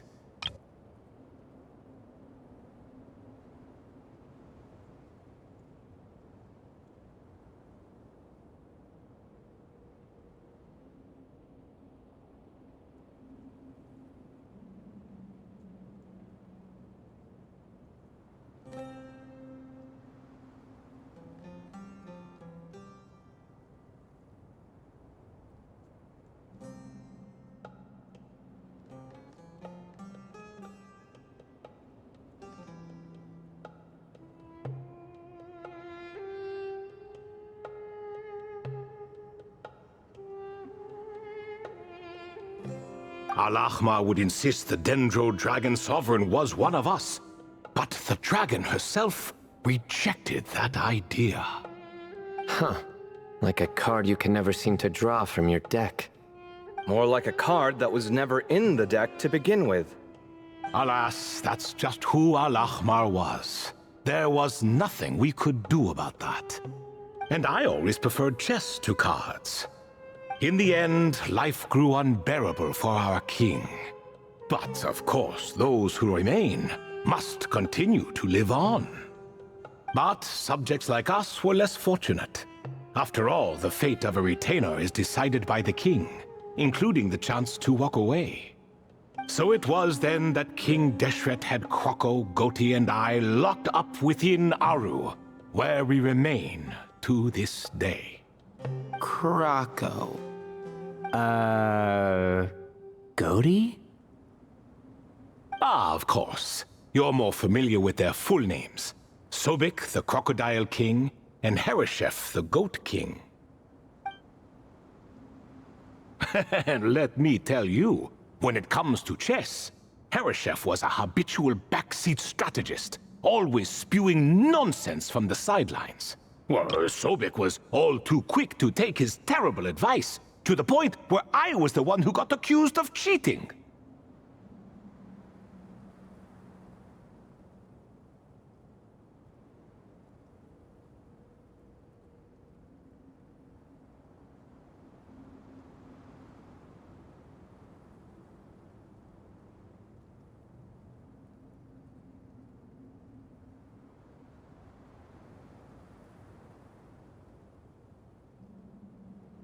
Chess is an exercise in patience. And that man couldn't sit still to save his life. He could never excel at that game. In fact, neither of them were good at chess. Even so, we played together often. And since I was always the winner, we got along quite well. What are you laughing at? Were we not good friends? No one's laughing. Paimon would never. No, not you. It's Goti. He's laughing for no reason again. Can you not hear him? Ah, right. Of course you can't. The two of them are inside Aru, as am I, so only I can hear them. What is even going on here? Has he, started to lose it after being trapped for so long? That does happen to prisoners serving life sentences. Speaking of which, how's Azar doing these days? I doubt he's doing much of anything. Just what I wanted to hear. What is the meaning of this? You doubt my words? I have half a mind to not talk at all. Oh, no. They're not questioning you, Lord Ibis King, just discussing other things. Please, continue. In that case, where were we? Getting to the part about the 3 questions. Hopefully. Ah yes, we're almost there. Before I entered Aru, King Deshret said I could be released from my eternal seal if I chose humans who could provide the correct answers to those 3 questions. The first person who caught my eye was Gudar's. I asked him, what causes our rise and fall? He answered, conspiracy and betrayal, for it renders the righteous and wise unable to succeed, and thus nations fall. I found his answer quite interesting, so I bestowed upon him the power to deceive. The second human I chose was Makaira. I asked her, what obliterates love and hate? She said unto me, I have nothing left to lose. Vengeance alone can quench both love and hate. I found this to be another fascinating response, so I granted her the power to be loved. But both of them ended up... Now then, young one, riddle me this. Did their answers point to this fate, or was it the power I bestowed upon them that determined their end? I'm just an observer who doesn't understand their circumstances, so I can't answer. A clever reply. I do not wish to comment either. It is all in the past at this point. My only wish was for their answers to be acknowledged by King Deshret's rules, and bring me one step closer to freedom. As for the final person, her fate remains to be seen, so I will not reveal her name.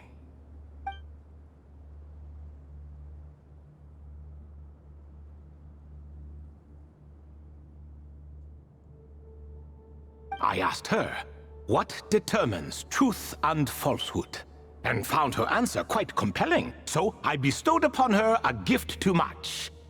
As you can see, however, I have not been freed, so it's clear the answer she gave at that time was wrong.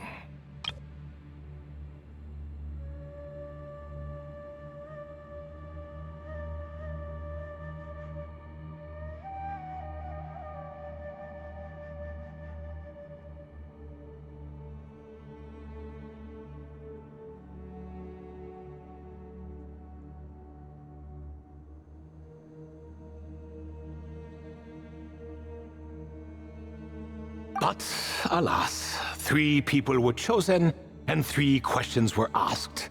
So now all I can do is wait. Wait until her wisdom is in line with the rules set forth by my king. Until she has found the true answer to that question. No wonder there was no 3rd stone slab then. Or perhaps you're just not ready to include her in the story. Though, that might be a generous interpretation. Well, it's not merely because her story remains unfinished. As the remaining priests of this place left, or passed on, there were none left to record the events that followed. Besides, stone slabs are few and far between in the Great Red Sands. In the sprawling desert, very few things or people even manage to leave a trace.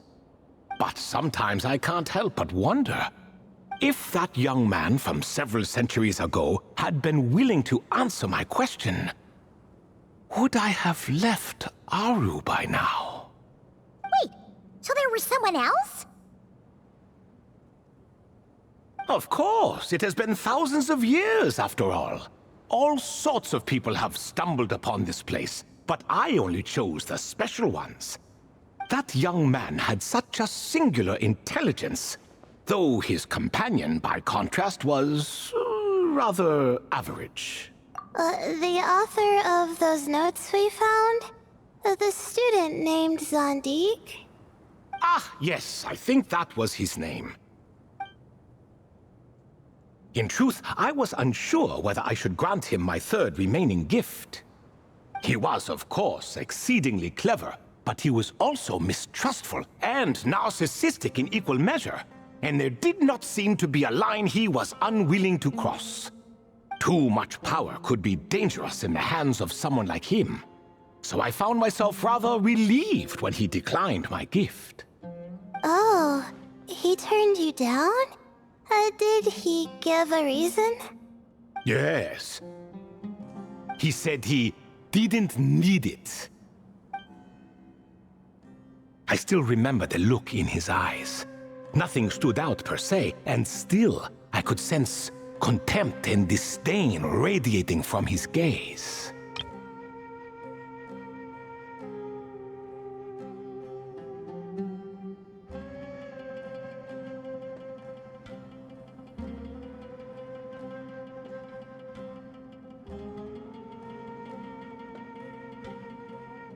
I could not give an exact reason, but on instinct I just knew it would not end well to get close to a man like that.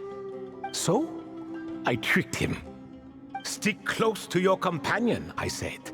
Only the descendants of Tulatula can come and go as they please. Leave him behind, and there is no escape for you. So, does that mean his companion wasn't a descendant of Tulatula? Oh no, that part was true. The lie was in the other half.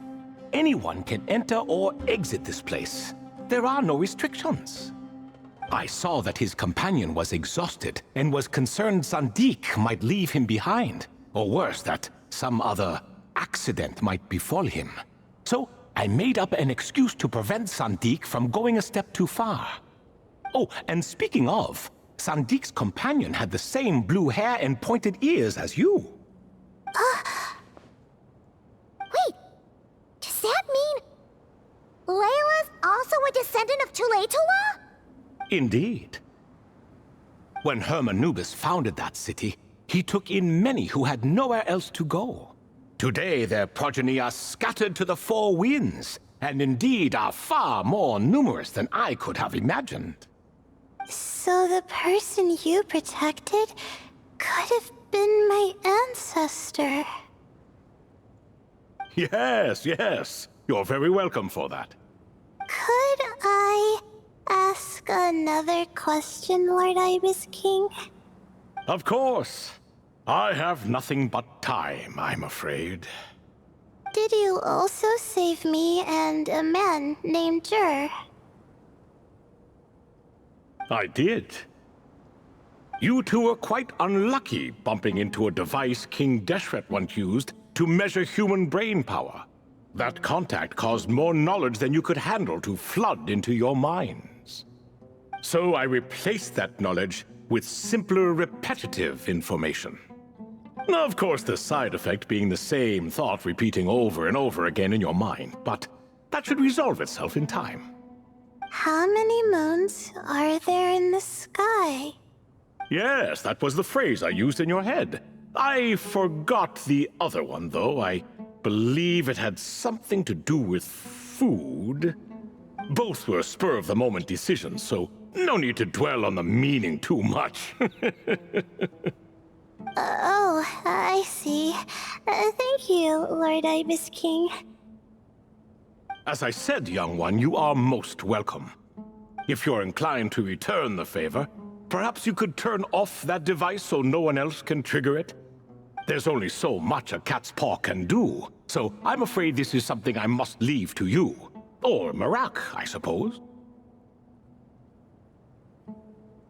Oh, splendid! Another one bites the dust. Such is the fate of things here. Day by day, little by little, the remnants of ages past fade into obscurity. For that reason, the gifts of bygone eras, be they tied to your blood or technological in nature, are not to be revered. They are tools, nothing more. Disrespectful? I simply make the most of what I have. Besides, our king has been gone all these years. What good does it do to revere him now? Oh, are you talking to the Goat King again? No, Croco this time. He's pestering me for another game of chess. Says he wants to even the score. Wishful thinking, if you ask me. If we counted one push-up for every loss, he'd owe me 300,000 by now. Of course, that's just a rough estimate. I've never kept count. It appears that's something you like. Being someone unable to be defeated. I suppose so. All right then. Time for me to extend my winning streak, and for you all to head home.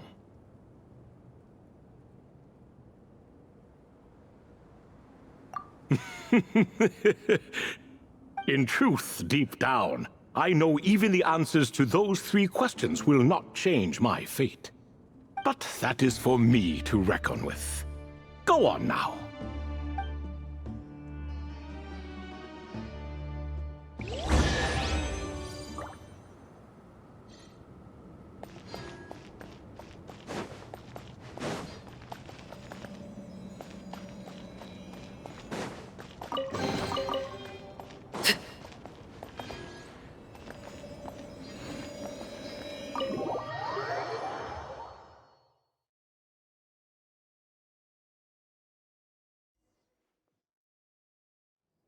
Excuse me. Do you even know what time it is? I've harvested 3 crops of tomatoes while you've been gone. You're exaggerating, Professor. I'm making a point. There's a difference. Sincerest apologies for keeping you waiting, Professor Cyrus. See, that's what I call manners. Now, are any of you hurt? Nope. It went way smoother than we expected, actually. I presume the investigation is complete then. Come, tell me all about it. Oh my, did you luck out? If you've read the work from the Vahumana Dashan, you would know that the Ibis King has, well, let's call it a mixed record. Perhaps he softened up a bit in his old age, and that's why he chose to help you. Or perhaps he just didn't have a good enough reason not to help us.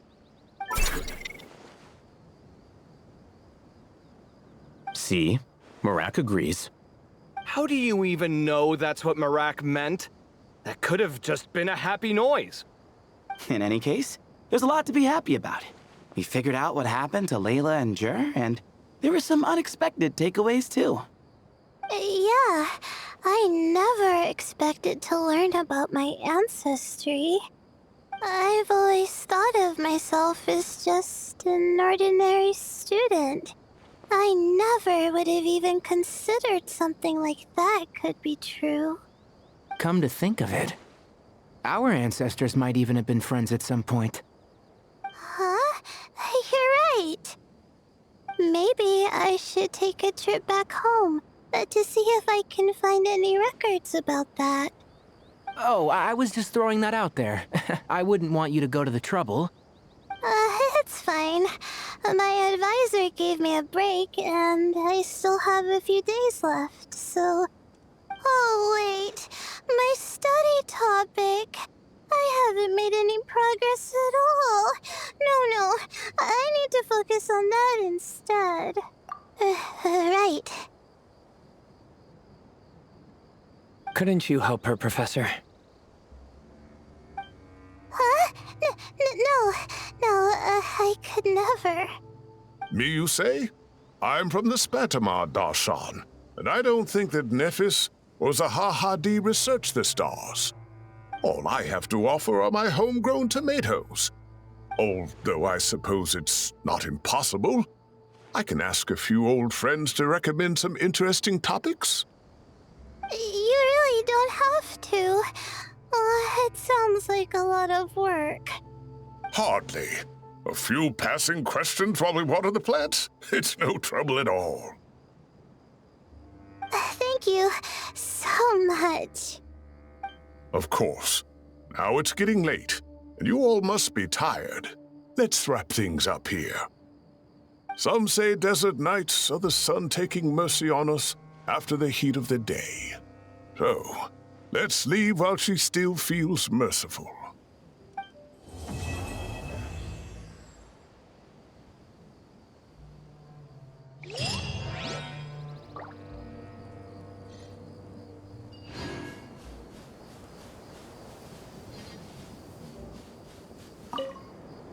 You made it back safe and sound.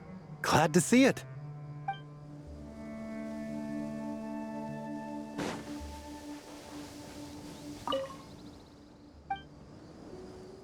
Traveler! Paimon, over here! Welcome to the home base of the Field Y Center!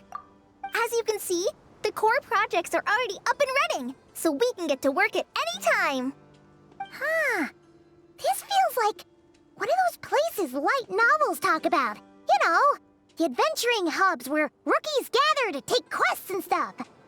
Oh, and almost like a school festival at the same time, with everyone getting together to learn and then forming teams to hone their skills. It's so exciting! Well, this place isn't quite as decked out as a school festival, but Master Tainari said the academia plans to be generous with the resources. Anyway, before students and researchers head out on dangerous field missions, they can come here for advice and emergency training. We even have professionals on staff that can join their teams to serve as guides or safety personnel. Yeah, you can think of it like a forward operating base, equal parts theoretical training and field practice. We'll familiarize new recruits with potential challenges in the wild and take them through drills so there's no reason to panic during the real thing. Amber, you're here too?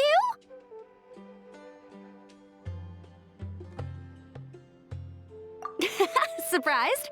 I know I was. I'm off duty right now, so I was planning to just drop in on Kali for a bit.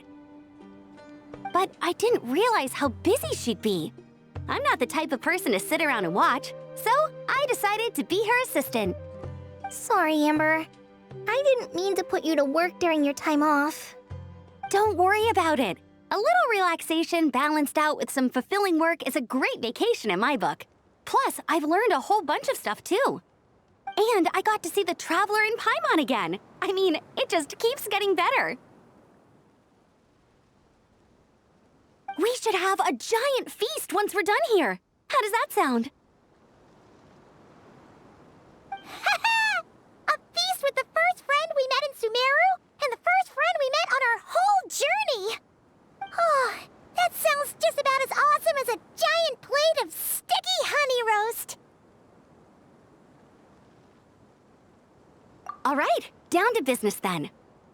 Kale and I are in charge of the Scouting Speedsters project. The focus is using devices and machines to pass through hazardous areas, survey terrain, and get details on potential threats. Plus, a mortar research indicates that during dangerous situations, having the support of an adorable companion can help set adventurers' minds at ease and prevent excess nerves. So, we took inspiration from Cullen Anba and Baron Bunny to create 2 scouting devices that are both adorable and useful. Cullen Anbot and Bar Drone Bunny. So far, feedback has been pretty positive. Once we've collected enough data, the Academia will continue to refine the scouting buddies and release even more designs. A bunch of Cullen Ambas and Baron Bunnies running around the wilderness? What is that gonna look like?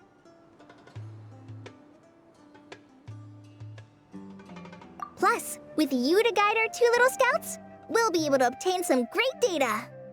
Once you have a more complete understanding of the Fieldwise Center, you should come test them out. Now come with me. I'll introduce you to the other consultants. Oh yeah! The lady with the greenish-blue hair also has a super adorable device over there. But it does something completely different than our scouting buddies. I'm looking forward to seeing it in action. Oh, hey! Another familiar face! Come on, let's go say hi!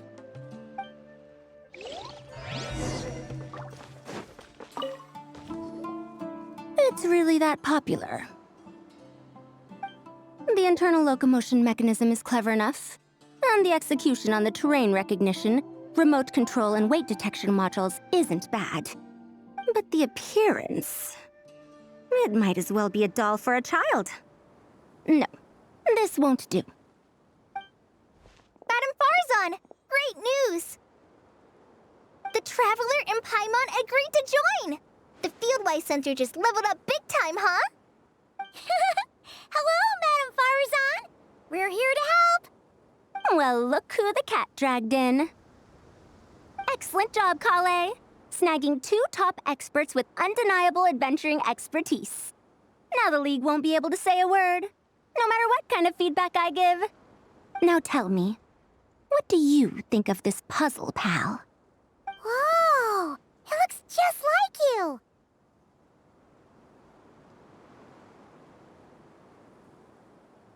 It's a collaboration between my juniors in the Haravatat Darshan, the Puzzlers League, and the Synopsium on Ruin Mechanisms. Clearly, the technological aspect is quite advanced. But the appearance... it couldn't be more childish. You should have seen Anise, defending this design choice with more passion than her thesis. Young people these days. Far too obsessed with making things cute.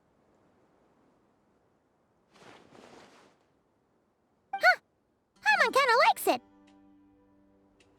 Kali and Amber were just saying how cute companions can help adventurers stay calm. With a doll that looks like you by her side, Paimon thinks she could go adventuring in a super dark ruin and not even get scared. Well, that line of thinking does have merit. And I suppose choosing this particular appearance is a sign of their respect. For me. Still, there are adventurers who place greater emphasis on reliability and technical composition. People like that don't just want their devices to be able to survive an avalanche, but to look the part. And for their appearance to reflect the high-tech composition. The fluffiness of this puzzle pal, on the other hand, doesn't give the impression it would be a reliable or formidable device. The appearance may even be distracting. Now picture this. A thick metal casing, square in shape, with a matte finish and openings to showcase the complex technical composition. That would have much more visual impact.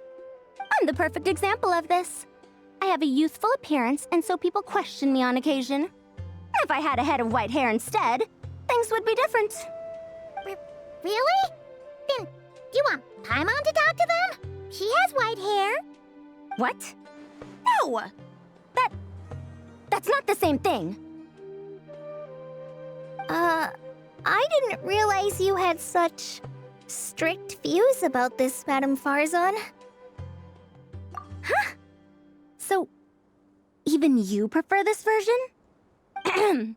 Well, if that's what you really think, then fine. You'll have to come back and test it out on some puzzles, Traveler. I'll rate your effectiveness in using the device and come up with a user manual based on your performance. As for improvements to its appearance, long-term observation is required, so I'll put that aside for now. I've already selected a few of the most suitable domains, so we can begin the puzzle-solving process at any time. Thanks, Madame Farazan. I'm just gonna take the Traveler and Paimon to see the final project. But it shouldn't take long. Don't worry, Kale. You're the one in charge here. Just make sure to pace yourself. Once things calm down, come over to see me and we'll have a nice chat. I'll even treat you to some snacks from back in my day. Snacks! Paimon's in! Paimon's in! Thank you, Madame Farazan. I'll bring a few boxes of floral tea as well. Go on now. Do me proud.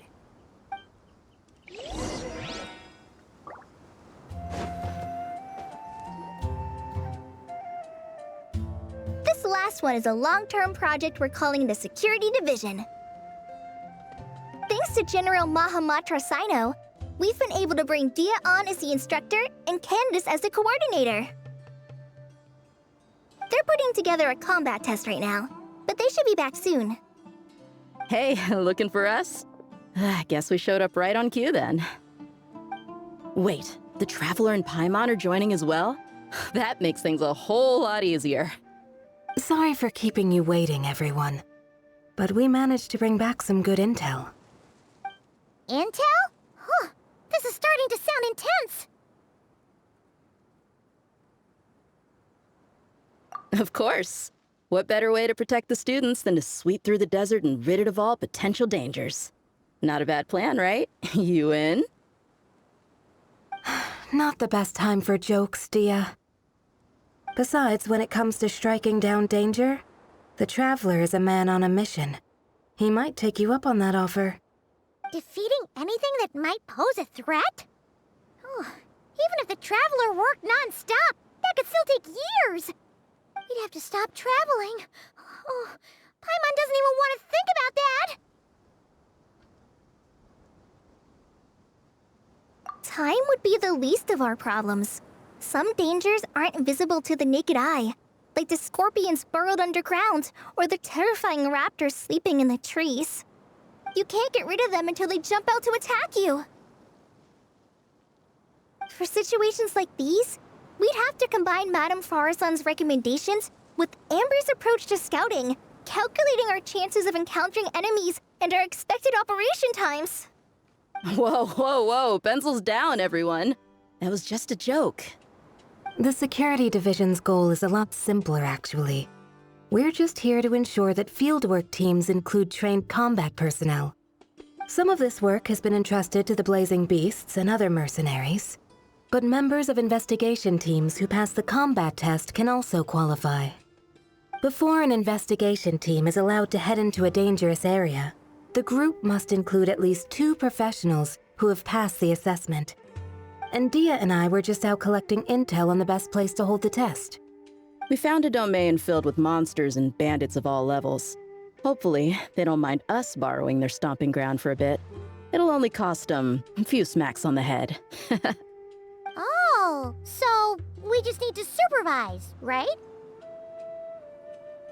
That's right. Participant safety is our utmost priority.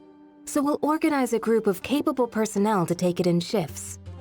We still need to figure out our testing metrics, though. Fighting is different from an actual exam, and there's no one right answer. Mercenaries like me, we all have our own style. That's not a problem in actual combat, but when it comes to teaching, we tend to stick too much to what we're used to.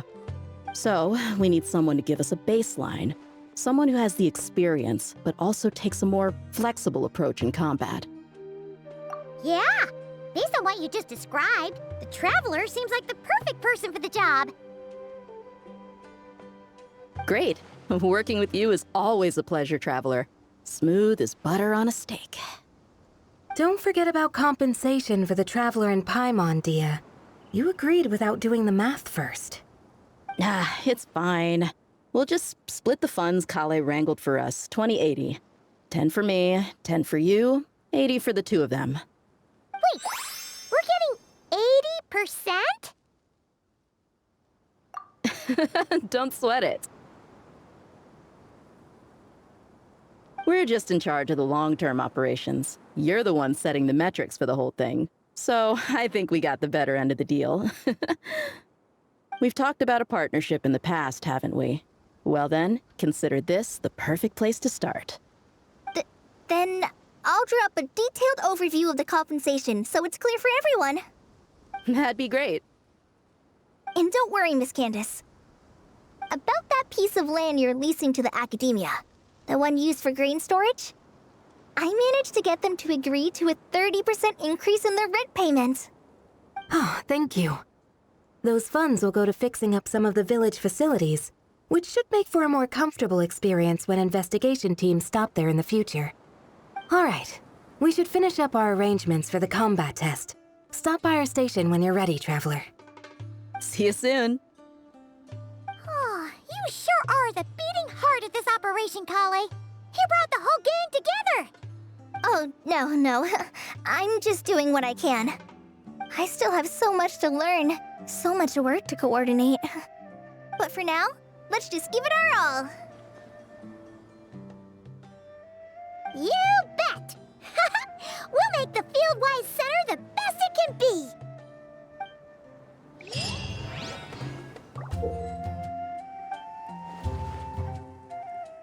Good news, everyone! The Fieldwise Center is getting a lot of praise from important scholars all throughout the academia. Soon, they'll send a team of specialists to take over the management of this place based on our recommendations. So, thank you for all the support. Wow! Sounds like your hard work paid off, Kale. And you're overseeing the transition yourself. Well done. The young students today could learn a thing or two from you, Kale. Your confidence, your proactiveness, your leadership. It's admirable. Not like some of the ones I teach. So focused on theses and research with no practical skills to speak of. To be honest, I don't feel all that confident. Being the go-between for all the different Darshans, coordinating everything, I still can't quite believe I managed it. Oh, but the Traveler and Paimon played a huge role in that too. I can't thank you both enough. Yeah, we're used to this kind of work. So for us, this was more like a super special camping trip with friends. You know, a few puzzles here, a little exercise there. It was super fun. Pretty much a piece of cake. Oh, man. Now Paimon's hungry. Hey, now that we're all done, why don't we go get some food to celebrate? Candace and I are 2 steps ahead of you. This way, everyone.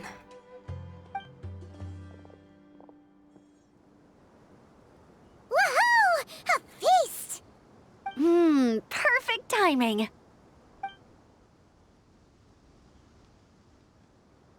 Oh, it's been a while since we've had such a delicious spread of dishes from Sumeru. Paimon feels like she could eat twice as much. No, 3 times as much as normal. Huh, is that a challenge? Careful what you wish for. We have your wallet to think about. It's been a while since I've had food from the desert region. It's nothing like I remember. Now this is the real deal. Everything I've tried before pales in comparison. That means a lot, Madame Farazan. If all the researchers who came to our village were so polite, we would have an occasion to offer feasts like this more often. By the way, you planning on doing any sightseeing, Miss Amber? You came all this way, after all. Oh, for sure. I hear that there's a forest full of gigantic trees northwest of Port Ormos, with trunks bigger than the entire width of the Good Hunter restaurant. I'd love to see it for myself. Oh, and I bet I could climb up and then glide down from the treetops. That sounds so fun. In that case, I'll give you some snacks to take with you. Like a dense cake or some dumplings. The wind's strong up there, so you don't want anything too crumbly. Oh, and you'll need a thicker water skin, so it doesn't break if it drops. Oh, dumplings sound great. So soft and chewy. exciting, Kale. As for the desert, I'd love to check out some of the ruins, like that giant one shaped like an hourglass. I'll just observe from a distance, though. Your ruins could be protected sites, so better to not barge in. Besides, there could be someone sleeping in there. I'm glad to hear that, Miss Amber. It's for the best. Your body won't be used to the desert environment though, so traveling could be tough. You'll need to bring moisturizing ointment and essential oils for the skin. Honestly, though, helping set up the Fieldwise Center was the real highlight of this trip. And thanks to you, Kale, I got to make some new friends, too. So I couldn't be happier. Feel free to drop in on me in Mondstadt anytime. I'll show you the best our city has to offer. Don't mind if I do. I had some dandelion wine while I was in Fontaine, and man, that was the stuff. So sweet and fragrant, not a single bitter note in there at all. And that was the imported stuff. I bet the taste is even better when it's fresh. I'm looking forward to downing a couple of barrels already. It couldn't hurt to take a break from wine either. Those children gave you some hennaberry thorn powder, remember? You could make some tea. Come on, Candace. It's just a taste. The barrels aren't even that big. We're talking like 3 to 5 cups per, tops. And don't worry, I'd make sure to bring back souvenirs for everyone. Well, I've heard the Knights of Favonius library has quite the collection. I wonder if there are tomes that approach engineering from a different angle. Could be worth perusing. I'm not sure about the exact number, but the library's pretty huge, all right. What kind of books are you interested in, Madame Farzan? I can write them down and have Lisa get them ready for you. Either way, just leave your Mondstadt travel plans to me. Lisa? Lisa Mincy? Cyrus's prize student who he never stops bragging about? So that's where she's hiding. Ah, this is kinda nice, isn't it? Friends of ours meeting other friends of ours, then becoming friends in their own right. Yeah!